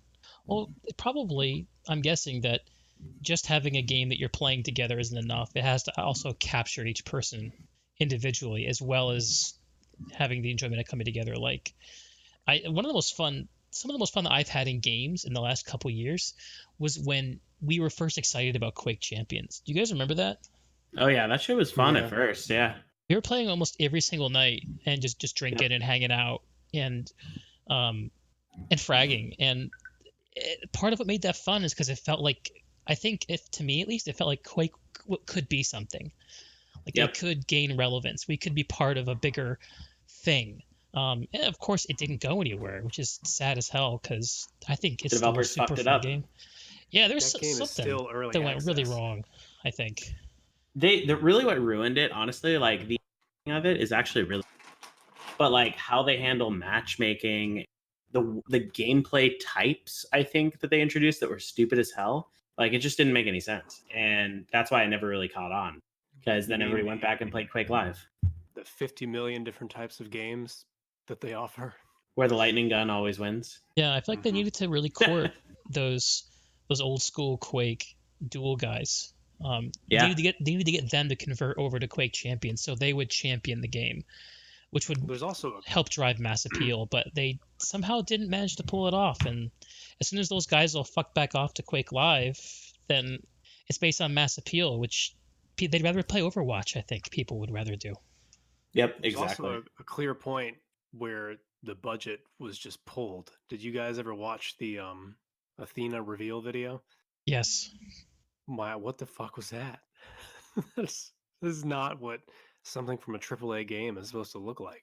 I thought Yeah. that too. It was very sad. Lat still plays it all the time.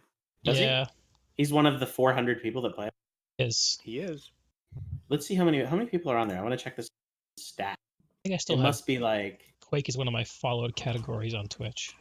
Has It is. 85 viewers right now, which is slightly more than 85 Planetside 2. yeah, I was wait, where are the stats at? I just had it up. God damn it. Oh well, whatever. It's not that interesting. There's not that many people. 3 But yeah, people are playing, probably. Anyway, And they're all waiting in a queue. Yep. I guess the point I They're want to all make about waiting. WoW Classic is that it is the most direct game that I think most directly achieves the goal of building communities to take on fun goals. more than any other game I've played. And Yeah. if it didn't cost me 8 hours of my life every day to get a meaningful experience out of it, I'd probably still be playing. Yep. So yeah. What a decade. Yeah, man. It's still me, right?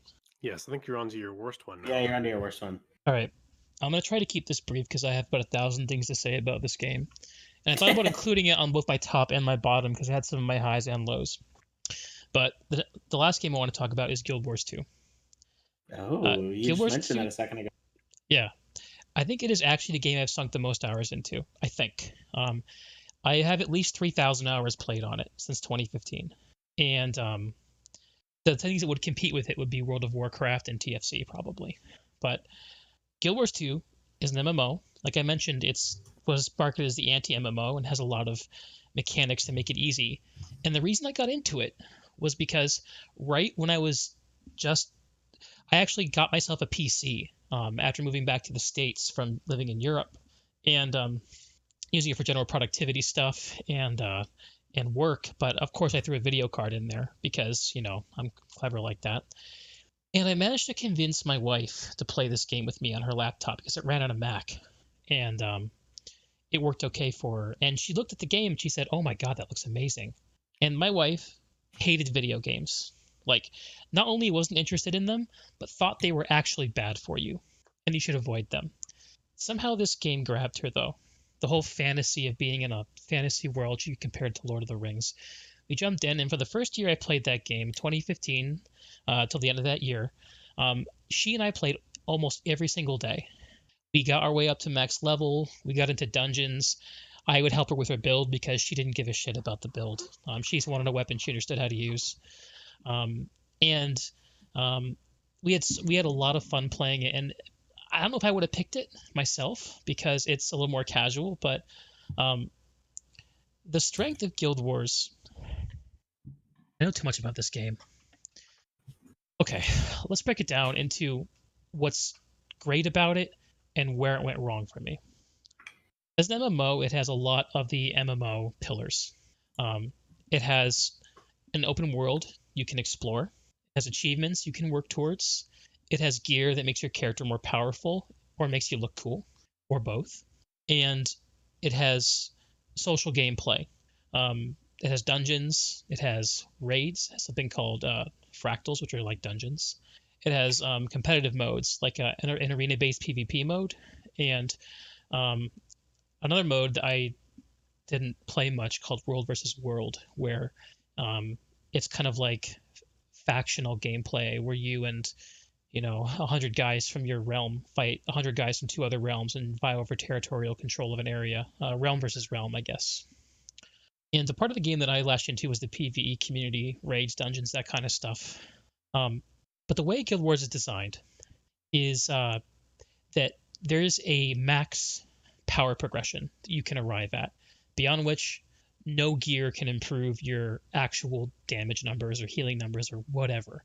This was decided early on in the game after it went live, and they've held true to this ever since. So essentially, if you like playing the game in a certain way, like really just love it, you get to a point where you can no longer progress in that way of playing the game. And the only way to progress is to find new ways to play it. So right away, I ran into an issue where I had a character I liked, and I figured out all the ways I could play him that were relevant, and I mastered all of them, and I was the maximum possible effectiveness. And once I hit that point, it was really hard to give a shit about anything I was doing in the game, because I no longer had a relevant, progression-driven MacGuffin that would drive my experience forward, that would elevate my experience to another level. The one last thing that actually pulled me along in this game and gave me something to pursue that forced me to engage with other players and make a small community or get myself involved in one was legendary armor. Something they brought into the game with the first expansion. Basically, legendary armor, what makes it legendary is both that it looks cool and that it has the ability to be stat morphing. So it can be the very best version of stats for any kind of combination you want. Essentially, without going into too much detail, every piece of gear has one of like 25 different stat combinations on it. And once you get to the end of the game, it's not a question of whether there are more numbers on it, but the arrangement of those numbers. So legendary armor was the last set of armor you ever needed on a character, because you can play any build you want with it. And I strung that goal out for almost 2 years, and once I hit it, I no longer had any relevant way to move forward in the game. And because so much of the game was degenerating into a casual design ethos where all the development effort was being put in, not into raids, not into collaborative content, but into open world, single player story and exploration content, the well dried up for me. Look, Guild Wars 2 is a beautiful game that has so much fun content to play, but it completely fails to challenge and incentivize people to play together. And over time, it's doubled down on that ethos in a way that makes me fucking bitter, I gotta admit. And when you factor in some of the choices they've made with the reality of the game having gone free to play back in, I think it was 2017, it becomes pretty obvious that they only make the content that drives the best microtransaction sales. So what they do is they drop single player story content where you can play it with other people if you want, but you don't have to because it's too easy. And because it's so easy, it doesn't matter what build you play. So you have no incentive to engage with the game whatsoever. You just show up and press buttons and then it progresses. So you press F to pay respects. You press F to pay respects. Yeah. And the thing you can do to actually progress your character forward when you're doing this is to buy things on the in-game store to make your character look blingy. Huh. So the part you're talking about where you just press a button and the game does the work for you, is that what you're saying? I mean, that's a little bit hyperbolic. Like, you are actually in combat.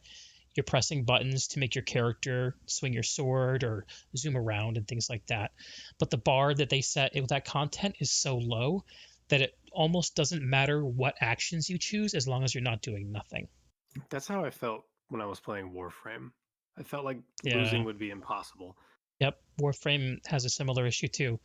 And I think the reason I put these two back to back in terms of descriptions, I think they both suffer from the same problem, where the fact that they're in a free-to-play game that is driven by microtransactions creates a feedback loop where only the most broadly appealing content that can't be failed unless you don't have arms or legs, like if you can't interact with the game physically, gets made. And they're afraid to make anything that's might turn somebody off or might exclude them from the experience because it's harder than they want it to be. Because if they do that, then they're leaving money on the table. Yeah, that's a lot of, that's what I was talking about with Crysis 2, is Crysis 2 suffered because they made it more appealing to a general audience. And that's why I've always stayed away from games like Call of Duty, is because they just seem like generic garbage that's designed to have mass appeal, to appeal to everyone so you get the most money that you can. And of course, it's a business. You got to make money. I understand that. It's just a shame that the art, I guess, suffers.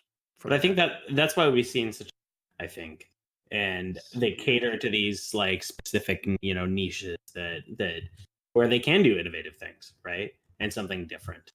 Are you talking about indie gamers? Indie game producer. Yeah, the big franchises have become kind of these corporate whores that try to appeal to sales. I think indie game developers, they just have an idea and then they just push it out there and it's cool. And either it takes or it sucks. Yeah. Right. Well, I guess I only hear about, I don't ever dig deep into the industry at all, but I guess I only see the cream that rises to the top of indie games. But I feel like with the majority of indie games that I own, they are all unique. Yeah. Yeah, well, film's the same way, right? If you want to see something interesting and kind of out there, you have to find an indie film. Right. Otherwise, you just get Marvel Cinematic Universe schlock. That's why I'm not excited about any films lately, is I don't know what to go look for anymore. Yeah. It's really fascinating to see all these super successful businesses like the Star Wars Cinematic Universe or these games we've been complaining about turn inward and completely lose their soul. Yeah. I actually work at a company that had this happen to it, where it went from being a startup to being bought by a big multinational corporation that left it the fuck alone for a few years. But eventually they were like, hey, we're going to like take control now. And it's all, in many ways it's gone downhill from there. Yeah. This is It's why I'm excited to play Disco Elysium. I think Yeah, one that of the game's supposed to be interesting pretty good, things- isn't it? Yeah, It's winning Game of the Year from a lot of different places. and it's totally fresh looking. I've never seen anything that does what it does. Yep. I've heard some critique about some of the bigger picture stuff in the game, like what it adds up to, but it looks really worth experiencing. It's number 2 on my want to play list, I think, right now after Outer Wilds. I'll Just pick it looks up. bananas. That's another one I want to try, Outer Wilds. That seems like what No Man's Sky meant to be. Yeah, exactly. It's a good way of putting it, I think. But yeah, I think one of the unfortunate realities about games like Destiny and Warframe and Guild Wars 2 is that these games are such that they can only be created by large companies. Like they can't exist at a small indie scale. They just can't. Maybe one day that kind of server technology will be trivialized to the point where a smaller studio could make it. But I mean, I guess Warframe was an indie game, wasn't it? And that's a pretty huge game for being an indie game. They became an indie game, but they were a AAA developer who ran out of contracts and decided to make their own game to try to keep the studio going. And is there an indie multiplayer game? Warframe, well, You ish. just Destiny said it was a 2. AAA developer. Destiny 2, yeah. Bungie. Yeah. Well, that doesn't. Bungie is the largest indie developer in the world right now. Well, they weren't indie when it was made. True. I don't know. I just Stardew Valley. Stardew Valley is hilarious. Yeah, it is now. It's made by one dude. Yeah, one guy, and he composed the music. That guy is either gonna be. I think he's gonna be haunted by that game for the rest of his life. Think he'll ever stop working on it? I hope he does. What do you do when you're a team of as long as he one doesn't with turn into a success that notch. big? You know they're porting Stardew Valley to the test. That's a great idea. It's crazy. It's like, because that's the whole thing, is they put these games and these so that like when you're charging, you got something to do. That's fantastic. Minecraft was an indie game originally before Microsoft bought it. Yeah. Yeah, it got huge before that's Microsoft bought it. Yeah, I've never played Minecraft. You It owe it was to fun yourself for to 5 experience it. minutes. Yeah. Just get through your first night in Minecraft. Like that's the quintessential gameplay loop. After that, you'll know if you want to play more or not. I'd see. It's a game where it looks like it can suck so much of your life away that I don't even want to risk it. we should do that for a game night sometime. I'd do that. Yeah. I think you can put it down Minecraft pretty easy. Yeah. I did. There isn't any artificial shit to draw you along. There's no login bonuses. There's no like whatever. It's just like, here's a game. Do what you want. Okay, bye. Yeah. I want to be as successful as PewDiePie. Making Minecraft. Don't we all? All right. Pakai. Well, y'all are saving the best for last. All right, hit us with it. Here we go. So I'm going to start with the good one first, because the bad one is more controversial. Because it's, I'm sure all of them mention it. So the first one, of course, the best one is, or it's not really the best of all of them, but I would say of the other 3 is actually an indie game, and it's going to be Dead Cells. I know it's a bold one, but it's it's funny because I actually have more time on that game than I have on the Wild, which is crazy to think about. I think I have 200 hours on it or something like that, and it's an interesting game because it's like this last decade has like really brought those sort of like Metroidvania platformers like kind of back to the forefront again over the last few years, and I think this is the best like creation of it because it's always changing and it's always getting better. And I mean you guys have both played it, so you know the concept of it. Basically, like the levels dynamically generate, and then when you die you start over, so it's got that whole like what's the name of it, Roguelike. Procedural? Yeah, roguelike is the style of gameplay. And as time goes on, you get progressively better and better. And it feels like it now, but there's something so satisfying about it when you like get a little bit farther. that you just like feel like you're accomplished. But then also there's times where you like make some stupid fucking mistake and then you die, and I go to bed angry as a result of it. And it's like it's one of those things. It's so good, and I still will pick it up and play it for hours. Like I beat one BC, like this 2 weeks ago or something like that, and I felt so accomplished when I. And now I have to try and do 2 BC. And the other thing about it too is that they keep adding. The developers keep changing it and tweaking the balance of it. They keep adding expansions. All the DLC is free, which is really cool too. And so it's just a really good game, and it's a small studio. They listen to the community a lot, and the fans are very, very active in it. And it's refreshing to play a game that like is still really hard, right? Like to actually be challenged and not be like, spoon fed, like for the same appeal that, Dark Souls and Sekiro and Bloodborne and all of those games have. It's the same deal where it's like you actually feel like you did something when you beat or traverse. So yeah, I'll agree. Dead Cells was pretty damn fun. I think I played it. When did we all start playing it? Was it It's like summer last year. January, February last year?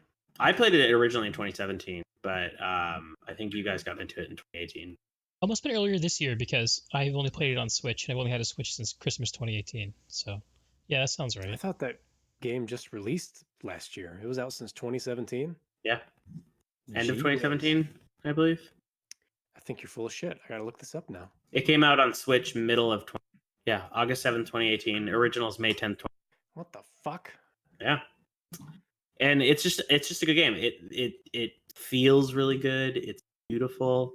The dynamically generated levels make it feel fresh. There's new monsters and new fucking shit, and you learn like new combinations. And it's one of those things where you can't figure it all out. As soon as you do, developers are going to tweak it again in the next update and add new shit. So it's a game where I actually sometimes don't want to beat it, because you discover a combination of stuff that just wrecks the shit out of everything. Yep. And you know that once you beat the boss, you don't have that anymore. Right, and that's what's great about it. That's the thing, is there's like this rolling chance that you may get stuck with the fucking boots. And like, you're bound out of it, and that's what's awesome. Yep.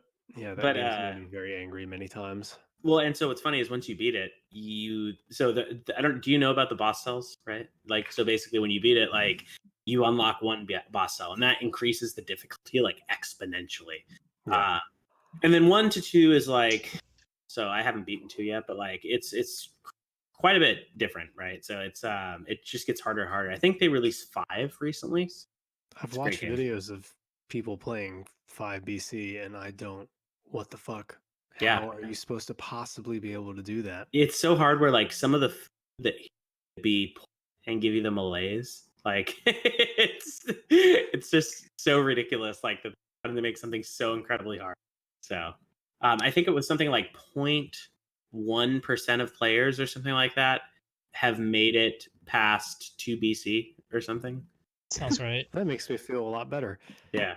I actually never beat the base difficulty. Although I heard they nerfed it later. I'm pretty sure that at the time that we were all playing it, you were playing it on PC, Matt, and I was playing it on Switch, and we found out that the current PC patch was a nerfed version compared to Switch. Yeah, exactly. So I had this like pride thing. Remember, I felt so good that the non-nerf version and beat that first, because like the PC version I played run through, because I remember Taylor was like, "Oh yeah, I've made it to the Hand of the King like 4 times already after playing it for like less." I remember that, and we were like, "What the fuck? You fucking what? You liar!" I felt really good until I learned that I was on easy mode, basically. I was so mad about that. I'm just watching you guys talk about how fucking hard this game is, and I'm like, Jesus, you guys suck. Yeah. Maybe I'll after this I'll BC to show you guys. It's pretty fun. Now that I can stream on my Switch. Yeah, nice. Yeah, you and I can both do that now. Maybe we should use some Switch multiplayer together. Hell yeah, stream it. Yeah, man. We multi-box something or multi-stream it, whatever the fuck that's called. Or do streams. You know what would be a fun one too to stream is do a shared seed on Dead Cells. So one of the things that they added to it too, you can actually get the same seed, so that like if you input the seed that I have, you'll actually get the same generation, like level generation and drops. That's cool. Yeah. To compete. I always wanted to do. So she when gives all an even playing field. 5 or 6 of us were playing. I always wanted to do a competition between all of us where we're all on the same build and we see who either beats it first or makes it the furthest. Or see how far someone could go with just the. That would be pretty good. The boots? With just the boots, yeah. Fucking boots.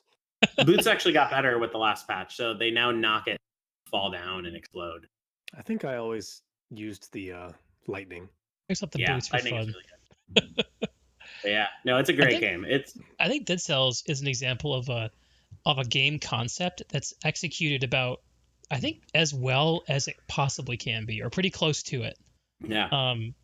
As a two-dimensional roguelike with a kind of fantasy sci-fi theming. I'm not deep enough into it to really say, but is there anything you can think of, Matt, that you would say could be done to improve the game that they failed to do? No. It's just that's the thing about like all my top. I can't criticize like it.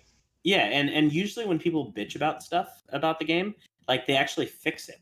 So one of the things that they introduced, I think like a couple patches ago, was this thing called custom mode, where if you've unlocked certain weapons, you can actually like choose what your starting drops are going to be and like only get on during your. So like, because what you used to have to do was like create a save file and only unlock the weapons you want for certain combinations.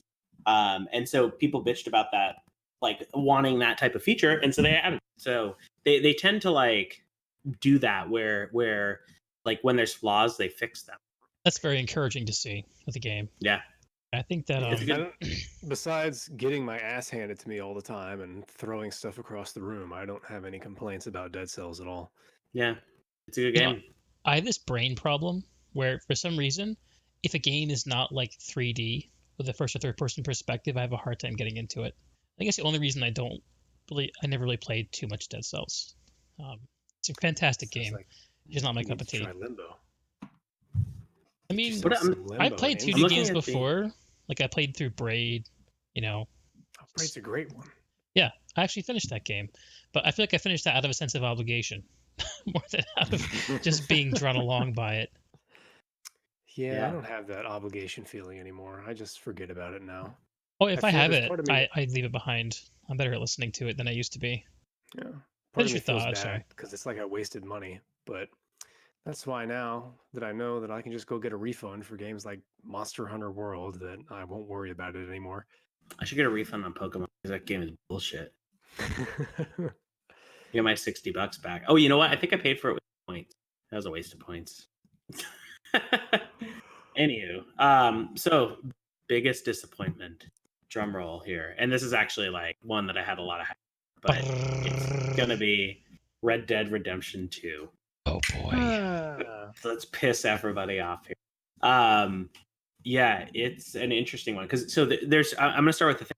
It is like beautiful. Like the world that they've created is crazy, and how like the different areas feel so distinct from one another. Like the city that is modeled after New Orleans is sick, and then you go to the map and it feels like you're in like Oregon basically, and it is like a really like beautiful open world that they've managed to create, really similar to like what GTA did. The story is also really, really compelling and really solid. I mean, and I actually prefer the first Red Dead to the second one, just overall. But the problem that what pissed me off about it was that Rockstar does that shit where they force you into this linear path of things, and the missions get so boring and repetitive that they're almost like tertiary to the world and the story. Like the gameplay is like tertiary to the other two, to the point where you just like feel like it's a chore. Like there's a mission, and Taylor, you probably remember this, like in GTA 5. You remember that shitty mission where you have to like tow cars and then bring them back? Yes. Yeah, dumbest fucking mission, right, ever. And there's shit like that in Red Dead 2. It's like people complaining about this. There's a mission in the epilogue where you literally shovel shit for like 20 minutes, and it just felt like a total chore. Like I actually dropping it after the epilogue because I just wanted to finish the story really of the main part. And yeah, it suffers from this thing where it's like okay, you have to like ride over here, and then you pick someone up, and then you ride over here, and then you like fucking shoot somebody, and then you go back to camp, and then you get yourself into trouble, and it's all about getting predicaments. And it's like the story is solid and the acting's really, really good, but they force you into this bullshit where like there's one way to do it. Like there's a guy on YouTube. I don't know if you've seen his stuff. His name's Nakey Jake. You guys ever followed that guy on YouTube? He sits on a like a bouncy. I've seen him before, yeah. Yeah. So he did like a copyright infringement or something, but he did this like 40-minute video about Star needs to like evolve their gameplay mechanics, and it's totally true because their stories are great and the worlds that they create are great, but they just have shitty gameplay that hasn't evolved. Like it plays the same way the GTA 3. Yeah, there's so much go here to do this thing. Yep. Right, now wait here. Now move over here. Now go to this place. And they hyped it up so much where they were like, you can interact with everything in the world. You know, the good deeds and bad deeds will change your honor and people will treat you differently. And it's like, okay, this sounds awesome. And then you get in and you're like, oh, guess what? You have to fucking go left down this road. Make sure that you don't get noticed. And it all is around like riding your horse. I remember I was at Will's house, not the Will that Greg knows, but I was at his house right after that release, Destiny and I'm Will. watching him play it. Yeah, Destiny Will. I'm watching him play it, and I'm just this. What part of this is supposed to be fun? It looks gorgeous, but nothing about this seems fun. This seems like work again. Yeah, that was the big problem with it. It was just a huge, huge disappointment with a bunch of hype around. Bold Everyone opinion. gobbled it up. Yep. That's right. I wish visuals weren't so important to so many people. But it doesn't have to be. Look at Dead Cells. It's a fucking pixelated ass side scroller. Well, I know, but just in terms of reaching a mass audience, everyone gobbled up Red Dead Redemption 2. Yeah. The consensus is not that it was a boring slogfest that is a job. The consensus is Rockstar did a fucking fantastic job. And Yeah. I'm sure that a lot of that has to do with it looking amazing. This is some of the first Yeah. negative feedback I've heard for this game, actually. Oh, mine is? I mean, I don't Yeah. follow it or anything. I haven't played it. But You said you I've only haven't heard played positive Grand Theft things. Auto, right? I didn't play GTA either, no. Have you ever played a GTA? I might have played like the first 3D GTA for like a hot minute at a LAN party. That's pretty much it, though. Well, so the problem that Matt's talking about has plagued every single Grand Theft Auto game. So it's 3. Rockstar. Yeah, and it's like even Just stale in 4, gameplay. it's not. It's like ride around and then do something. And then you ride somewhere else. And then you like pick someone up. And then you have some dumb dialogue. And it's It's part of why I liked 5 is because the missions in 5 that drive the story were actually all, from what I might just be remembering the good ones, but from what I remember, they're all fun. Yeah. But in Grand Theft Auto 4, there's a mission that to progress the story you have to do where you take a girl on a date and you walk around with her talking about bullshit and you go to a fucking video game bowling alley and you have to video game bowl inside of Grand Theft Auto, and it's fucking dumb. Yeah. And it's like a 30-minute long mission that you have to do. And their games are full of that stuff. But then they run into this stuff where the acting is so good. The stories are really good. But the gameplay is just like whatever. It's like I'd rather if this was a movie, I'd rather watch that movie. Well, that's what's weird to me is if they removed that stuff, no part of the game's going to suffer. So why have it in there at all? Yeah. No, it totally makes sense. I'll send you guys the Nakey Jakey video if he's still like uploaded it, because it's he perfectly described it. It's just like the idea about how they just can't escape that old model.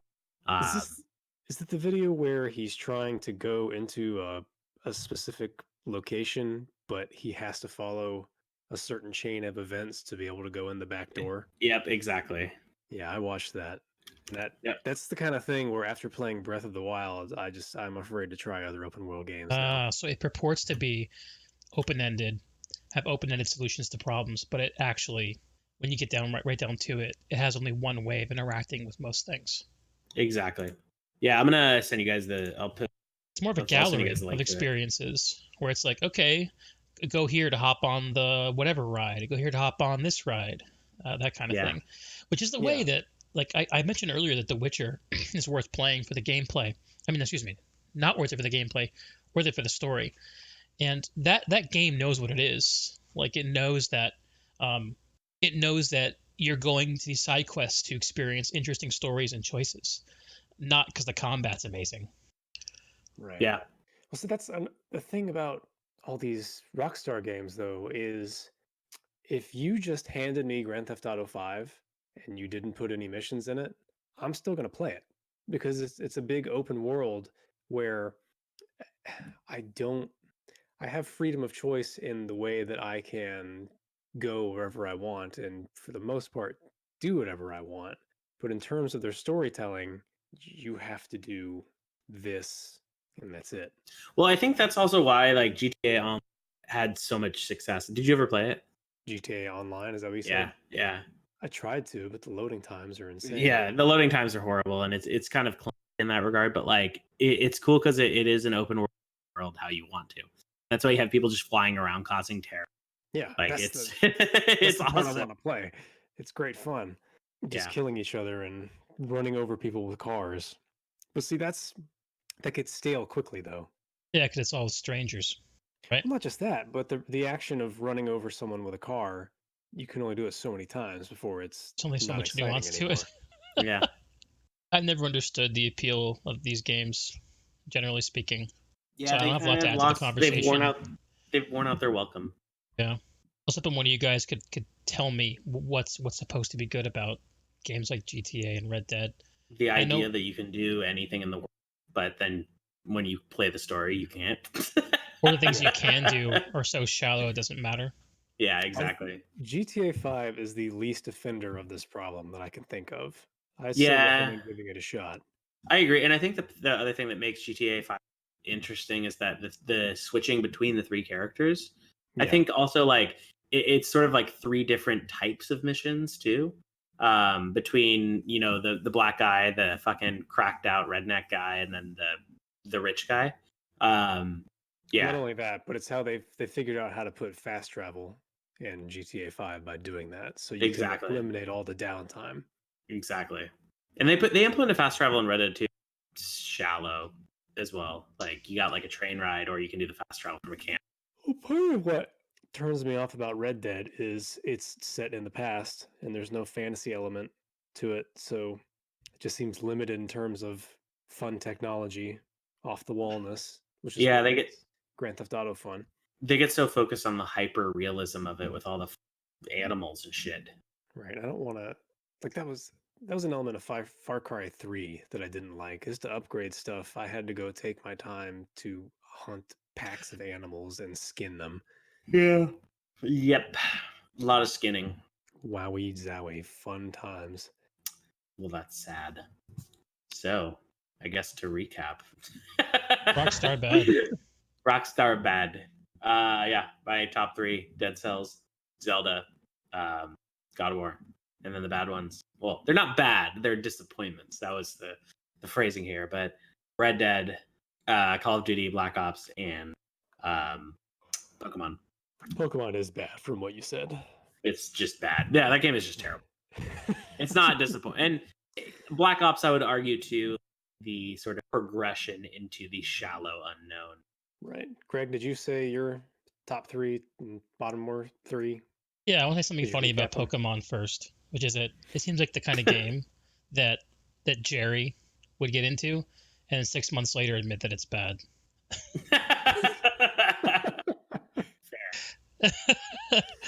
Love you, Jerry, if you're listening, which I'm sure you're not.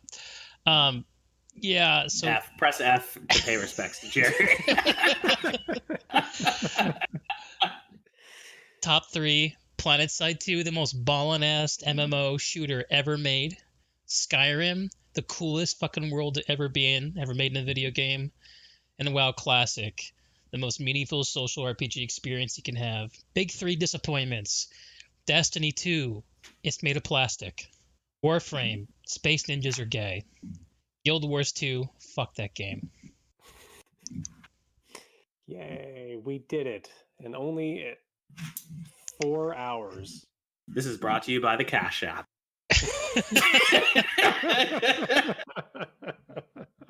Yeah, I feel like punch drunk from talking about video games. Fuck. You Well, feel like guys, what? this has been good. Punch drunk. You know, Oh, like I thought you said punstrum, and I didn't know what the hell that meant. yeah. Feeling quite punstrum. Taylor, did you sum yours up? Do you want to? I did, but He I'll did do it already. again just because. Black Mesa Source because it was a refreshing experience. Dishonored series because it's just some of the most fun gameplay I've had over the past decade. And Limbo because it's just awesome. And then the worst three are Crysis 2 because I wanted more of Crysis 1 and I didn't get it. Fear 3 because I wanted more of Fear 2 and I didn't get it. And then Bastion because I wanted something that is not what the game was. All right. Good decade, guys. I'll see you in 10 years. Yeah. See you next time. Yay. For A the decade next from now. podcast. By the time we're done listening to this one, 10 years may have passed. That's true. All right. All Catch you right. guys later. See you on the See flip you side. later.